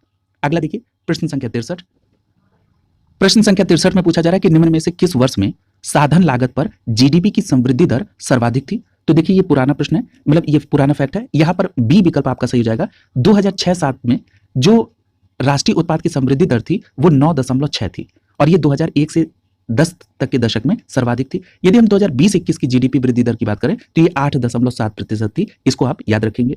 अगला देखिए प्रश्न संख्या 64, कथन और कारण से संबंधित प्रश्न है। पूछा जा रहा है कि तड़ित चालकों को बनाने में लोहे की छड़ों की अपेक्षा तांबे की छड़ों को वरीयता दी जाती है। यह स्टेटमेंट बिल्कुल सही है। अब पूछा जा रहा है कि कारण बता रहा है कि लोहे की तुलना में तांबा विद्युत का अधिक सुचालक है और वायुमंडलीय परिस्थितियों में सरलता से ऑक्सीकृत नहीं होता है। यही कारण है कि तड़ित चालकों को बनाने में लोहे की छड़ों की जगह पर तांबे की छड़ों को वरीयता दी जाती है। यहां पर कथन और कारण दोनों सही है और सही व्याख्या भी हो रही है, इसलिए प्रश्न संख्या 64 का विकल्प ए आपका आंसर हो जाएगा। क्लियर है? अगला देखिए प्रश्न संख्या 65, पूछा जा रहा है कि किस सिद्धांत पर जेट इंजन कार्य करता है। बहुत अच्छा प्रश्न है, कई बार पूछा जा चुका है, तो याद रखिएगा रेखीय संवेग संरक्षण के सिद्धांत पर जेट इंजन काम करता है। प्रश्न संख्या 65 का विकल्प ए सही हो जाएगा यहां पर। क्लियर है? और याद रखिएगा यदि पूछा जाए कि जेट इंजन की खोज किसने की थी तो आपका जवाब होगा फ्रैंक वेटर ने। क्लियर है? अगला देखिए प्रश्न संख्या 66, यहां पर आपको सूची सुमेलित करनी है। पहला दिया गया है एसीटोन, तो एसीटोन को आप किससे संबंधित करेंगे? ये नाखून पालिश अपसारक है, यानी यहां पर आप ए को दूसरे के साथ कोरिलेट कर देंगे। यदि पूछा जाए कार्बन टेट्राक्लोराइड की, तो कार्बन टेट्राक्लोराइड का संबंध अग्निशामक से है, यहां पर बी को आप पहले के साथ सुमेलित कर देंगे। यदि पूछा जाए कि हाइड्रोजन परऑक्साइड, तो हाइड्रोजन परऑक्साइड को आप घावों की जो मरहम पट्टी होती है उसमें इस्तेमाल किया जाता है, यहां पर सी को आप तीसरे के साथ कोरिलेट कर देंगे। यदि हम द्रव अमोनिया की बात करें तो द्रव अमोनिया का संबंध प्रशीतक से है, यानी आप डी को चौथे के साथ सुमेलित कर देंगे और इस प्रकार जो आपका कूट बन रहा है वो बन रहा है 2 1 3 4 का। क्लियर है? तो यहां पर आपका सी विकल्प सही हो जाएगा, 2 1 3 4 यहां पर सही कूट है। अगला देखिए प्रश्न संख्या 67, पूछा जा रहा है कि निम्नलिखित में से किस तत्व की कमी को पूरा करने के लिए कीटभक्षी पौधे कीटों को पकड़ते हैं और उनका भक्षण करते हैं। बहुत अच्छा प्रश्न है, कई बार पूछा गया है, तो याद रखिएगा ये जो कीटभक्षी पौधे होते हैं ये नाइट्रोजन की कमी को पूरा करने के लिए कीटों को पकड़ते हैं और उनका भक्षण करते हैं। प्रश्न संख्या 67 का सही जवाब होगा विकल्प बी। अगला देखिए प्रश्न संख्या 68, पूछा जा रहा है कि वह क्रिया जिसके द्वारा पौधे अपना भोजन तैयार करते हैं उसको क्या कहते हैं? तो याद रखिएगा उस क्रिया को प्रकाश संश्लेषण कहा जाता है। प्रश्न संख्या 68 का सी विकल्प यहां पर सही हो जाएगा। एक बात और याद रखिएगा, ये जो प्रकाश संश्लेषण की क्रिया ये एक रासायनिक क्रिया है। क्लियर है? दूसरी बात, एक प्रश्न और पूछा जाता है कि जो प्रकाश संश्लेषण की क्रिया के दौरान जो ऑक्सीजन मुक्त होता है ये किससे निर्मित होता है? तो याद रखिएगा ऑक्सीजन जल के अणुओं से निर्मित होते हैं। दूसरा प्रश्न, अगर पूछा जाए कि CO2 के अणुओं से क्या बनता है, तो याद रखिएगा कार्बोहाइड्रेट, यानी जो ग्लूकोज शर्करा है वो प्राप्त होती है CO2 के अणु। प्रश्न संख्या 69 देखिए, प्रश्न संख्या 69 में पूछा जा रहा है कि निम्नलिखित में से किस कोशिकांग को कोशिका का पावर हाउस कहा जाता है। बहुत इंपॉर्टेंट प्रश्न है, तो याद रखिएगा माइटोकॉन्ड्रिया को कोशिका का पावर हाउस कहा जाता है, यानी प्रश्न संख्या 69 का सही जवाब होगा विकल्प बी। याद रखिएगा ये जो माइटोकॉन्ड्रिया है ये यूकैरियोटिक कोशिकाओं में पाई जाती है, पहली बात। दूसरी बात, यह कोशिकाओं द्वारा उपयोग किए जाने वाले ऊर्जा के मुख्य स्रोत एटीपी का निर्माण करती है, इसी कारण से कोशिका का पावर हाउस कहा जाता है माइटोकॉन्ड्रिया को। अगला देखिए प्रश्न संख्या 70, पूछा जा रहा है कि निम्न में से आलू का कौन सा भाग खाने योग्य होता है? तो यहां पर आपका सही जवाब हो जाएगा आलू का तना भाग खाने योग्य होता है। प्रश्न संख्या 70 का विकल्प ए आपका आंसर हो जाएगा। याद रखिएगा पौधों का तना वो भाग होता है जो भूमि एवं जल के विपरीत और प्रकाश की ओर वृद्धि करता है। क्लियर? यह प्रांकुर से विकसित होता है और शाखाओं, पत्तियों, फूल और फल के रूप में धारण करता है।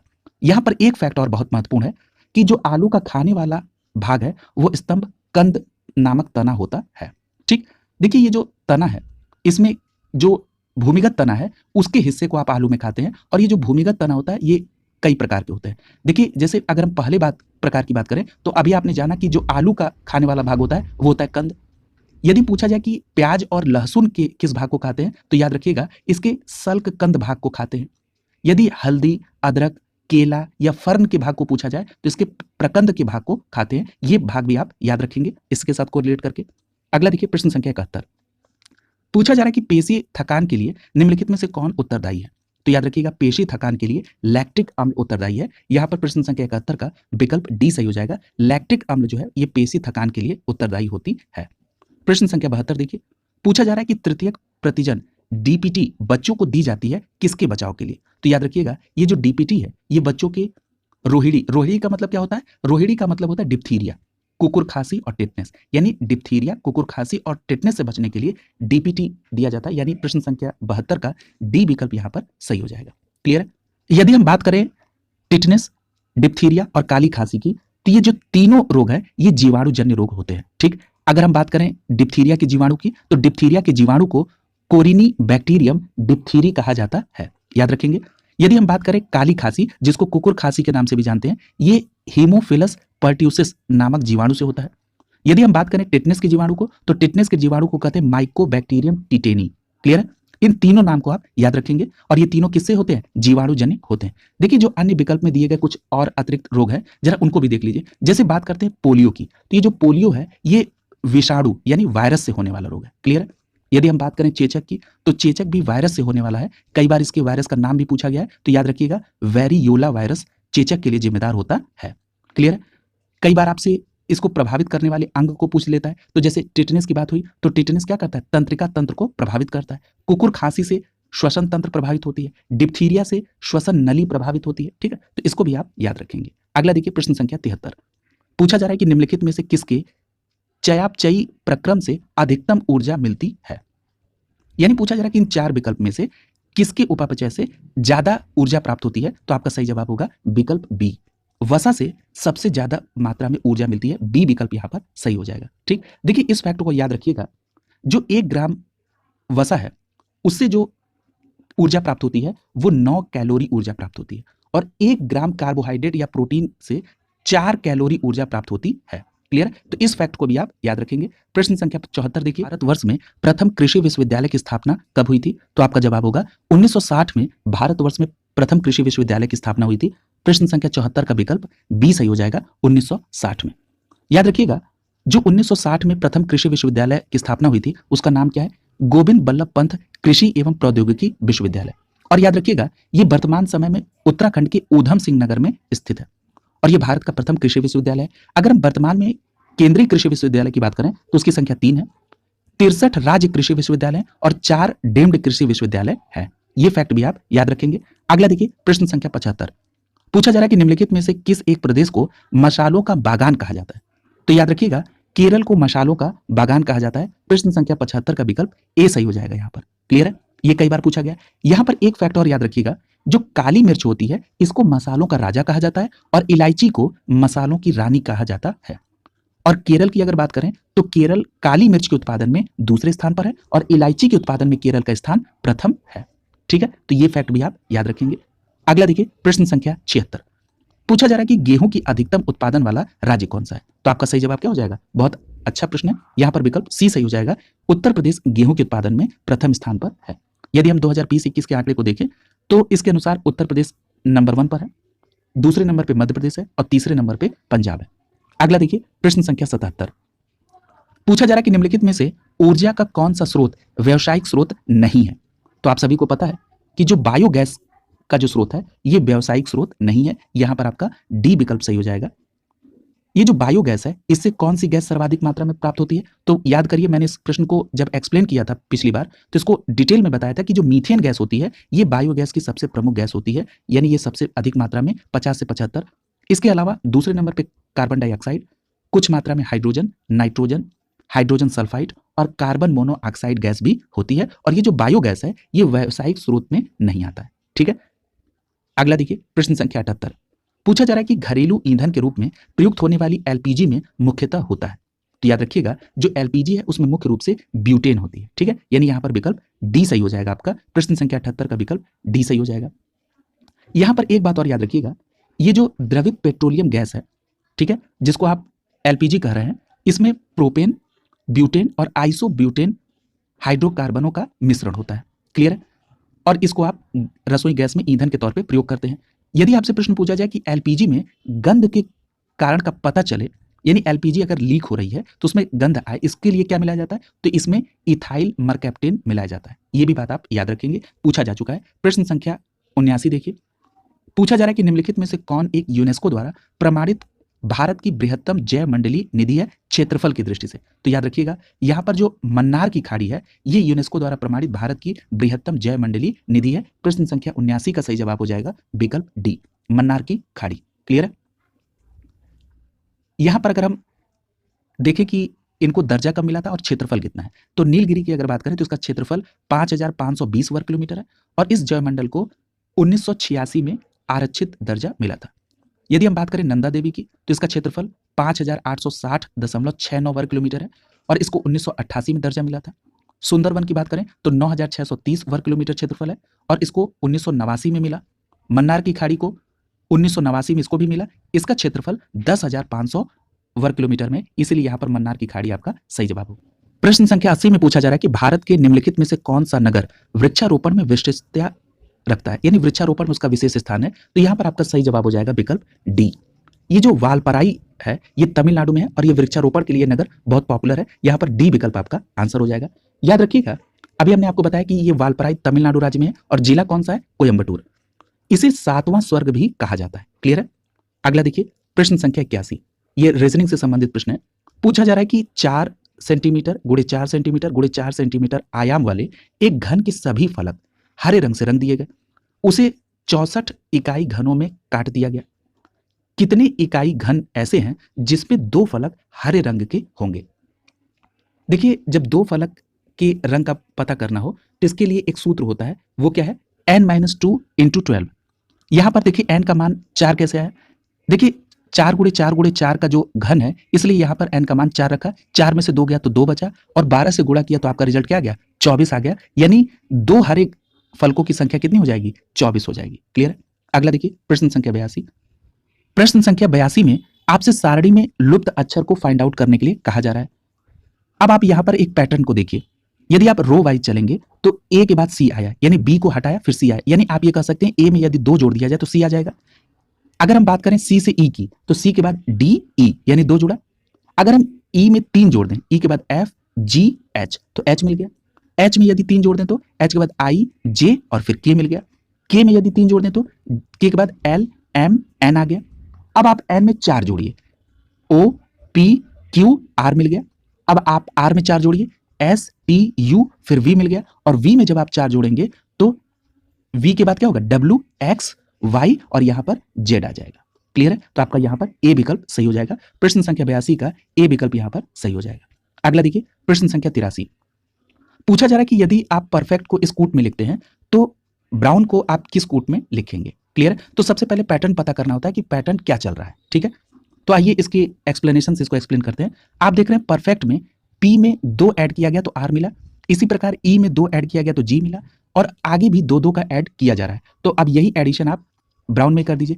बी में जब आप 2 ऐड करेंगे तो डी मिल जाएगा, आर में जब 2 ऐड करेंगे तो टी मिलेगा, ओ में जब 2 ऐड करेंगे तो क्यू मिलेगा और डब्ल्यू में जब 2 ऐड करेंगे तो वाई मिलेगा और एन में जब 2 ऐड करेंगे तो पी मिलेगा। ठीक, इस प्रकार आपका कोड क्या बन जाएगा, D T Q Y P. अगला देखिए प्रश्न संख्या 84। प्रश्न संख्या 84 में पूछा जा रहा है कि निम्नलिखित आकृति में कितने आयत हैं। तो आइए इसके एक्सप्लेनेशन से क्लियर करते हैं। देखिए अगर इसमें आप आयत की संख्या को काउंट करेंगे तो इसमें आयत की संख्या हो जाएगी 11 और ये 11 आयत कौन कौन से हैं, यहाँ पर नाम सही दिया गया है। ठीक है, तो यहाँ पर आप इस आकृति और इसको देखेंगे तो यहाँ पर आयत की संख्या आपको 11 प्राप्त होगी। अगला देखिए प्रश्न संख्या 85। पूछा जा रहा है कि निम्नलिखित में से विषम आकृति है। देखिए 3 आकृतियां एक पैटर्न को फॉलो कर रही है, कोई एक ऐसी आकृति है जो पैटर्न को बदल रही है। देखिए यहां पर इस आकृति को जो बीच वाली रेखा है ये आधा कर रही है, यहां पर भी जो बीच वाली आकृति आधा कर रही है, यहां पर भी आधा कर रही है, लेकिन ये आधा नहीं कर रही है, इसलिए यहां पर सी विकल्प आपका सही हो जाएगा। प्रश्न संख्या 85 का सी विकल्प आपका आंसर हो जाएगा। अगला देखिए प्रश्न संख्या 86। पूछा जा रहा है कि अगर हम हॉर्स को ये कोड देते हैं तो टाइगर के लिए कोड क्या होगा। तो फिर से आपको वही पैटर्न फाइंड आउट करना होगा। तो आप देख रहे हैं हॉर्स में एच में आपने 1 जोड़ा तो आपको क्या मिला, आई मिल गया। ओ में आपने 2 जोड़ा तो क्यू मिल गया। आर में आपने 3 जोड़ा तो यू मिला। एस में आपने 4 जोड़ा तो डब्ल्यू मिला। ई में आपने 5 जोड़ा तो आपको जे मिल गया। आप क्या क्या करिए कि जितने भी अल्फाबेट दिए गए सभी के ऊपर आप उनके नंबर लिख लीजिए, तो आपको ये करना और आसान हो जाएगा। तो आपने ठीक उसी प्रकार का पैटर्न टाइगर पे फॉलो किया, क्रमशः एक एक बढ़ाते हुए ऐड करते चले गए, तो आपको जो सही कूट मिला वो क्या मिला, यू के जे आई डब्ल्यू का। क्लियर है। आप इसको जरूर अपने कॉपी पे एक बार फिर से सॉल्व करके चेक करेंगे। अगला देखिए प्रश्न संख्या 87। प्रश्न संख्या 87 में पूछा जा रहा है कि निम्नलिखित श्रेणी में लुप्त अक्षर का चयन करिए। यहां पर एक सीरीज दी गई ए जेड ई वी जे की। ठीक है, देखिए यहां पर जैसे ही आपने ए के साथ जेड को देखा तो तुरंत आपके दिमाग में आ जाना चाहिए कि यहां पर विपरीत क्रम का सिनेरियो चल रहा है। देखिए मैंने आपसे कहा कि जब कभी भी इस तरह की सीरीज दिया रहे तो आप उसके पहले उसके ऊपर नंबरिंग कर दें। आप देख रहे हैं ए का कितना होता है 1 और जेड का स्थान क्या होता है 26वां। तो अगर आप 1 और 26 को जोड़ेंगे तो 27, इसका मतलब 27 क्या दर्शा रहा है, इसका मतलब विपरीत क्रम चला, यानी ए और जेड आपस में विपरीत है। अब जरा ई और वी को चेक करिए, ई का होता है 5 और वी का कितना होता है 22। ठीक, यानी ई और वी ये दोनों क्या है आपस में विपरीत है। अगर हमको यहाँ पर जे दिया गया है तो जे का मान क्या होता है 10, तो 10 में कितना जोड़ा जाए कि 27 हो जाए, तो आपका जवाब होगा 17, और 17 मान किसका होता है, 17 मान होता है क्यू का, इसलिए यहाँ पर आपका क्यू आंसर हो जाएगा। ये बिल्कुल सीधा और सिंपल क्वेश्चन था। क्लियर है। अगला देखिए प्रश्न संख्या 88, पूछा जा रहा है कि एक श्रेणी दी गई है और इसमें लुप्त स्थान का पता लगाना है। ठीक, आप यहाँ पर देख रहे हैं जैसे जैसे संख्या आगे बढ़ रही है वो बड़ी संख्या होती जा रही है। इसका मतलब या तो यहाँ पर इंटू हो रहा है, यानी आप उसको दूसरे अर्थों में कह सकते हैं यहाँ पर वर्ग भी हो रहा है या क्यूब भी हो सकता है। पहला देखिए 4 दिया गया है यानी 2 का स्क्वायर, 9 दिया गया है ये 3 का स्क्वायर, फिर 5 का स्क्वायर, यानी ये एक पैटर्न चल रहा है। कैसे अंकों का, अभाज्य अंकों का, यानी अभाज्य अंकों का वर्ग किया जा रहा है। ठीक, तो 5 के बाद अभाज्य अंक कौन सा आता है, 7 आता है, तो 7 का वर्ग क्या हो जाएगा 49, यानी यहाँ पर प्रश्न संख्या 88 का विकल्प ए सही हो जाएगा। ठीक, यानी ये किसका वर्ग चल रहा है, पहले 2 का वर्ग, फिर 3 का वर्ग, फिर 5 का वर्ग, फिर 7 का वर्ग, फिर 11 का वर्ग, फिर 13 का वर्ग, और इसी तरह ये आगे बढ़ रहा है। तो यहाँ पर 7 का वर्ग 49 होगा, यहाँ पर ए विकल्प सही हो जाएगा। यहाँ पर देखिए प्रश्न संख्या 89 में पूछा जा रहा है कि लुप्त अक्षर का क्रम क्या होगा। तो यहाँ पर आप देखिए ए बी ए फिर खालिस्तान, बी सी ए खालिस्तान, तो यहाँ पर आप देखिए एक पैटर्न चल रहा है किसका, ए बी ए और सी बी सी का। ठीक, आप देख रहे हैं लास्ट में सी बी सी दिया है और यहाँ ए बी ए, यानी इसका एक पैटर्न चल रहा है। तो यहाँ पर अगर आप इसको फुलफिल करेंगे ए बी ए, ठीक, सी बी सी, यानी आपने यहाँ सी किया, फिर ए बी ए, फिर आपने यहाँ बी किया, फिर ए बी ए हो गया, सी बी सी, यानी आपने यहाँ बी लिखा, फिर यहाँ पर ए बी ए, यानी यहाँ पर ए आ गया। तो आपका सही कोड क्या बन रहा है, सी बी बी ए, सी बी बी ए, यानी यहाँ पर बी ऑप्शन आपका सही हो गया। क्लियर है, यानी 89 का यहाँ पर बी विकल्प आपका सही हो गया। अगला देखिए प्रश्न संख्या 90, पूछा जा रहा है कि ए बराबर अगर हम 2 लिख दें और बी बराबर अगर हम 4 लिखें और सी बराबर 6 लिखें तो इस प्रकार से प्रिवेंट का सही अंकमान क्या होगा। अब देखिए क्या किया गया, ए का जो वैल्यू था वो कितना था, 1 था, उसको 2 किया गया यानी इसमें 2 गुना किया गया। बी की वैल्यू 2 होती है, इसको 4 किया गया यानी 2 का गुणा। सी की वैल्यू 3 होती है, इसको 2 गुना करके 6 किया गया। तो इसी प्रकार आप क्या करेंगे, जो प्रिवेंट का जो मान है अंक का उसको 2 गुना करते हुए रखेंगे और बाद में उसको ऐड कर देंगे। तो देखिए जरा यहां पर देखिए आप कि P की वैल्यू 16 होती है, 2 का गुणा, R की वैल्यू 18, 2 का गुणा, E की वैल्यू 5, 2 का गुणा। इसी प्रकार से जितने अल्फाबेट है सबकी वैल्यू को रखा गया, उसमें 2 का गुणा किया गया और जो भी रिजल्ट आया उसको ऐड कर दिया गया। तो आपका रिजल्ट क्या आ गया, 200 आ गया। इस प्रकार यहाँ पर सी विकल्प आपका सही हो गया। प्रश्न संख्या 91 देखिए, पूछा जा रहा है कि भारत की राष्ट्रीय आय में कृषि का योगदान कितना प्रतिशत है। ठीक, तो ये उस समय का करंट है, याद रखिएगा 2021-22 की अगर हम बात करें तो इसमें कृषि का योगदान कितना है, 18.8% है। इस बात को आप याद रखेंगे। अगला देखिए प्रश्न संख्या 92, ये पुराना प्रश्न है, फरवरी 2014 से संबंधित है। जरा इसका करंट डेटा देखिए, नवंबर 2019 को 39वां इंडिया इंटरनेशनल ट्रेड फेयर नई दिल्ली के प्रगति मैदान में हुआ, पहली बात। दूसरी बात, इस ट्रेड फेयर में पाकिस्तान शामिल नहीं हुआ था, यानी 2019 का जो 39वां इंडिया इंटरनेशनल ट्रेड फेयर है वो नई दिल्ली के प्रगति मैदान में हुआ था। क्लियर है। प्रश्न संख्या 93 में पूछा जा रहा है कि विश्व के नगरों की स्थिति पर यूएन हैबिटेट की रिपोर्ट के अनुसार निम्नलिखित में से कौन सा एक नगरों की समृद्धि निर्धारित करने का आधार नहीं है, यानी किस आधार पर नगरों की समृद्धि निर्धारित नहीं की जाती है। तो आपका सही जवाब क्या होगा, विकल्प बी सही हो जाएगा। अनुकूलतम जनसंख्या के आधार पर एक नगर की समृद्धि निर्धारित नहीं की जाती है यूएन हैबिटेट रिपोर्ट के अनुसार। प्रश्न संख्या 93 का सही जवाब होगा विकल्प बी। अगर पूछा जाए कि किस आधार पर नगरों की समृद्धि निर्धारित होती है तो आपका जवाब होगा उत्पादकता, जीवन की गुणवत्ता और समानता के आधार पर। अगला देखिए प्रश्न संख्या 94, पूछा जा रहा है कि निम्नलिखित में से भारत ने किस देश के साथ 5 सितंबर 2014 को नाभिकीय ऊर्जा पर शांतिपूर्ण समझौता किया। ये उस समय का करंट था, ये समझौता ऑस्ट्रेलिया के साथ हुआ था। यहां पर डी विकल्प आपका आंसर हो जाएगा। एक बात और याद रखिएगा कि यूरेनियम के भंडार के मामले में ऑस्ट्रेलिया दुनिया में तीसरे स्थान पर है। क्लियर है। अगला देखिए प्रश्न संख्या 95, पूछा जा रहा है कि राष्ट्रमंडल खेल 2018, ये भी पुराना है, इसका अगर करंट डेटा आप देखेंगे तो जो 2022 में 22वां राष्ट्रमंडल खेल का आयोजन ये इंग्लैंड के बर्मिंघम शहर में आयोजित किया गया। कहां पर, इंग्लैंड के बर्मिंघम में। क्लियर है, 22वां राष्ट्रमंडल खेल 2022। अगला प्रश्न देखिए, ये उस समय का करंट है, ये भी उस समय का करंट है, इसमें प्रेजेंट में कोई फैक्ट नहीं कोरिलेट हो रहा है। ये भी उस समय का करंट है, ये भी उस समय का करंट है, ये भी उस समय का करंट है, ये सभी उस समय के करंट से संबंधित है। प्रश्न संख्या 102 में पूछा जा रहा है कि प्रवासी भारतीय दिवस 2014 का 12वां संस्करण कहाँ आयोजित हुआ। ये पुराना है, इसका जो नया अपडेट है कि जो 2022 का प्रवासी भारतीय दिवस था ये कोविड के कारण वर्चुअल रूप से हुआ। याद रखिएगा प्रवासी भारतीय दिवस का आयोजन सर्वप्रथम 2003 में किया गया था और इसका आयोजन प्रत्येक वर्ष होता है। अगला देखिए, ये भी उस समय का करंट है, ये भी उस समय का करंट है। इसमें एक बात याद रखिएगा, जो 57वां ज्ञानपीठ पुरस्कार 2021 है, ये कोंकण के कवि दामोदर माउजो को दिया गया था, ये बात याद रखिएगा। ज्ञानपीठ पुरस्कार भारतीय संविधान में शामिल 22 भाषाओं में से रचना करने वाले साहित्यकारों को प्रदान किया जाता है। अगला है प्रश्न संख्या 105, ये भी पुराना फैक्ट है, ये भी पुराना फैक्ट है। विविध के प्रश्न को देखिए, पूछा जा रहा है कि निम्नलिखित में से किस एक देश की यात्रा उत्तर प्रदेश के मुख्यमंत्री के द्वारा राज्य में विदेशी पूंजी निवेश आकर्षित करने के उद्देश्य से सितंबर 2014 में की गई थी। यह भी उस समय का करंट था, याद रखिएगा, नीदरलैंड में। बी विकल्प यहां पर सही हो जाएगा। प्रश्न संख्या 108 में पूछा जा रहा है कि यह भी उस समय का करंट है, इसको भी आप स्किप कर देंगे। यह भी उस समय का करंट है, इसको भी स्किप। पूछा जा रहा है कि प्रश्न संख्या 110 में उत्तर प्रदेश में केंद्रीय विश्वविद्यालय की संख्या कितनी है? तो याद रखिएगा, उत्तर प्रदेश में केंद्रीय विश्वविद्यालय की संख्या 6 है। इस समय वर्तमान समय में 6 है, यहां पर विकल्प नहीं है, उस समय 4 थी। ये देखिए, यहां पर 6 केंद्रीय विश्वविद्यालय है। अलीगढ़ मुस्लिम विश्वविद्यालय अलीगढ़ में, इलाहाबाद विश्वविद्यालय प्रयागराज इलाहाबाद में, बनारस हिंदू विश्वविद्यालय वाराणसी में, डॉक्टर भीमराव अंबेडकर विश्वविद्यालय लखनऊ में, राजीव गांधी राष्ट्रीय उड्डयन विश्वविद्यालय रायबरेली में, रानी लक्ष्मीबाई कृषि विश्वविद्यालय झांसी में। यानी उत्तर प्रदेश में वर्तमान समय में 6 केंद्रीय विश्वविद्यालय हैं। प्रश्न संख्या 111 देखिए, प्रश्न संख्या 111 में पूछा जा रहा है, उत्तर प्रदेश में प्रथम दुग्ध सहकारी समिति की स्थापना कहां हुई थी? तो याद रखिएगा, उत्तर प्रदेश में प्रथम दुग्ध सहकारी समिति की स्थापना इलाहाबाद में की गई थी। यहां पर प्रश्न संख्या 111 का डी विकल्प आपका सही हो जाएगा। यहां पर एक बात और याद रखिएगा, ये जो उत्तर प्रदेश में प्रथम दुग्ध सहकारी समिति की स्थापना प्रयागराज में हुई थी, ये वर्ष 1971 में हुई थी और इसका नाम है कटरा सहकारी दुग्ध समिति इलाहाबाद। याद रखिएगा, यह उत्तर प्रदेश के साथ साथ देश की पहली दुग्ध समिति थी। प्रश्न संख्या 112 देखिए, पूछा जा रहा है कि निम्नलिखित में से कौन उत्तर प्रदेश के मुख्यमंत्री नहीं रहे?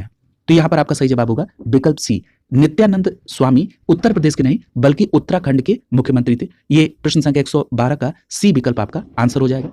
यदि हम बात करें गोविंद बल्लभ पंत की, तो याद रखिएगा, उत्तर प्रदेश के प्रथम मुख्यमंत्री थे। इनका कार्यकाल 15 अगस्त 1947 से 27 मई 1954 था।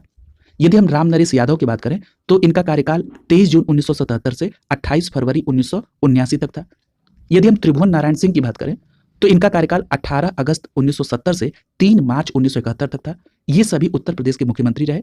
यदि हम नित्यानंद स्वामी की बात करें, तो ये उत्तराखंड के प्रथम मुख्यमंत्री थे। इनका कार्यकाल 9 नवंबर 2000 से 29 अक्टूबर 2001 तक था।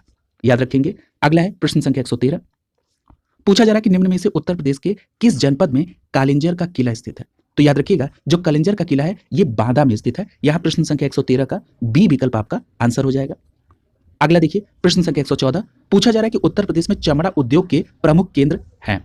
तो आपका सही जवाब क्या होगा? जो चमड़ा उद्योग का प्रमुख केंद्र है वो है आगरा और कानपुर। प्रश्न संख्या 114 का ए विकल्प यहां पर सही हो जाएगा। यहां पर कानपुर के संदर्भ में एक बात और याद रखिएगा कि कानपुर कृत्रिम अंग निर्माण निगम और प्लास्टिक सिटी के रूप में भी प्रसिद्ध है। अगला देखिए, प्रश्न संख्या 115, पूछा जा रहा है कि उत्तर प्रदेश राज्य पर्यटन विकास निगम लिमिटेड की स्थापना की गई थी। तो याद रखिएगा, 1974 में उत्तर प्रदेश राज्य पर्यटन विकास निगम लिमिटेड की स्थापना की गई थी। प्रश्न संख्या 115 का ए विकल्प यहां पर आंसर हो जाएगा। प्रश्न संख्या 116 देखिए, पूछा जा रहा है कि इबोला वायरस का नाम लिया गया है। तो याद रखिएगा, ये जो इबोला वायरस का नाम है ये एक नदी के नाम से लिया गया है। प्रश्न संख्या 116 का सी विकल्प आपका सही हो जाएगा। याद रखिएगा, इबोला एक विषाणु जनित रोग है, जो आपने प्रश्न में भी देखा था। इसको संक्रमित करने वाले जानवर मुख्यतः कौन से हैं? तो याद रखिएगा, बंदर और क्रूट बैट नामक चमगादड़। ठीक है, इनके संपर्क में आने से, इनके खून या इनके शरीर के संपर्क में आने से ये इबोला नामक रोग होता है। एक बात याद रखिएगा, इस बीमारी या वायरस की खोज सर्वप्रथम 1976 में सूडान और कांगो ने की थी। इबोला कांगो देश में बहने वाली एक नदी है और इसी नदी के आधार पर इस वायरस का नाम इबोला वायरस पड़ा। अगला देखिए, प्रश्न संख्या 117, प्रश्न संख्या 117 में पूछा जा रहा है कि प्रधानमंत्री श्रम पुरस्कार प्रदान किए जाते हैं। तो याद रखिएगा, केंद्र तथा राज्य के सार्वजनिक उद्यम और निजी क्षेत्र के चयनित विनिर्माण इकाइयों में कार्यरत कर्मचारियों को प्रधानमंत्री श्रम पुरस्कार प्रदान किया जाता है। इस प्रकार यहां प्रश्न संख्या 117 का डी विकल्प आपका आंसर हो जाएगा। और एक बात और याद रखिएगा कि प्रधानमंत्री श्रम पुरस्कार की शुरुआत 1985 में भारत सरकार के द्वारा की गई थी। अगला देखिए, प्रश्न संख्या 118, पूछा जा रहा है कि निम्नलिखित में से कौन सा गलत युग्म है, उसको इंगित करिए। यहां पर पहला दिया है कन्नौज। कन्नौज में इत्र और तेल, बिल्कुल सही है। मिर्जापुर में कालीन, बिल्कुल सही है। मुरादाबाद में पीतल के बर्तन, ये भी सही है। आगरा में चाकू और कैंची बताया जा रहा है, गलत है। ये जो चाकू और कैंची है ये रामपुर में है, ठीक है। इसलिए प्रश्न संख्या 118 का डी विकल्प आपका आंसर हो जाएगा। चाकू और कैंची को आप रामपुर से कोरिलेट करेंगे। प्रश्न संख्या 119 देखिए, यहां पर सूची को सुमेलित करना है। पहला दिया भरतनाट्यम, तो भरतनाट्यम को आप तमिलनाडु से सुमेलित करेंगे, यानी ए को पहले के साथ। यदि कथक की बात की जाए तो कथक को उत्तर प्रदेश से, यानी बी को आप चौथे के साथ कोरिलेट करेंगे। कुचिपुड़ी की बात की जाए तो ये आंध्र प्रदेश में है, यानी सी को आप तीसरे के साथ। और मोहिनी अट्टम ये केरल से कोरिलेट करेंगे, यानी डी को आप दूसरे से। तो आपका सही कूट क्या बन रहा है? 1, 4, 3 और 2। तो यहां पर आपका बी विकल्प सही हो जाएगा, 1, 4, 3, 2। ठीक है। अगला देखिए, प्रश्न संख्या 120 पूछा जा रहा है कि केंद्रीय शुष्क भूमि अनुसंधान संस्थान स्थित है कहां पर? तो आपका जवाब होगा जो केंद्रीय शुष्क भूमि अनुसंधान संस्थान है ये जोधपुर में स्थित है। यहां प्रश्न संख्या 120 का सही जवाब होगा विकल्प सी, जोधपुर में केंद्रीय शुष्क अनुसंधान संस्थान स्थित है। क्लियर है? और एक बात और याद रखिएगा, इसकी स्थापना पूछी जाए कि कब हुई, तो याद रखिएगा इसकी स्थापना 1959 में हुई थी। ये भी बात आप याद रखेंगे। इस प्रकार इस प्रश्न पत्र के जो 120 प्रश्न थे उसको विस्तृत व्याख्या के साथ कंप्लीट करा दिया गया।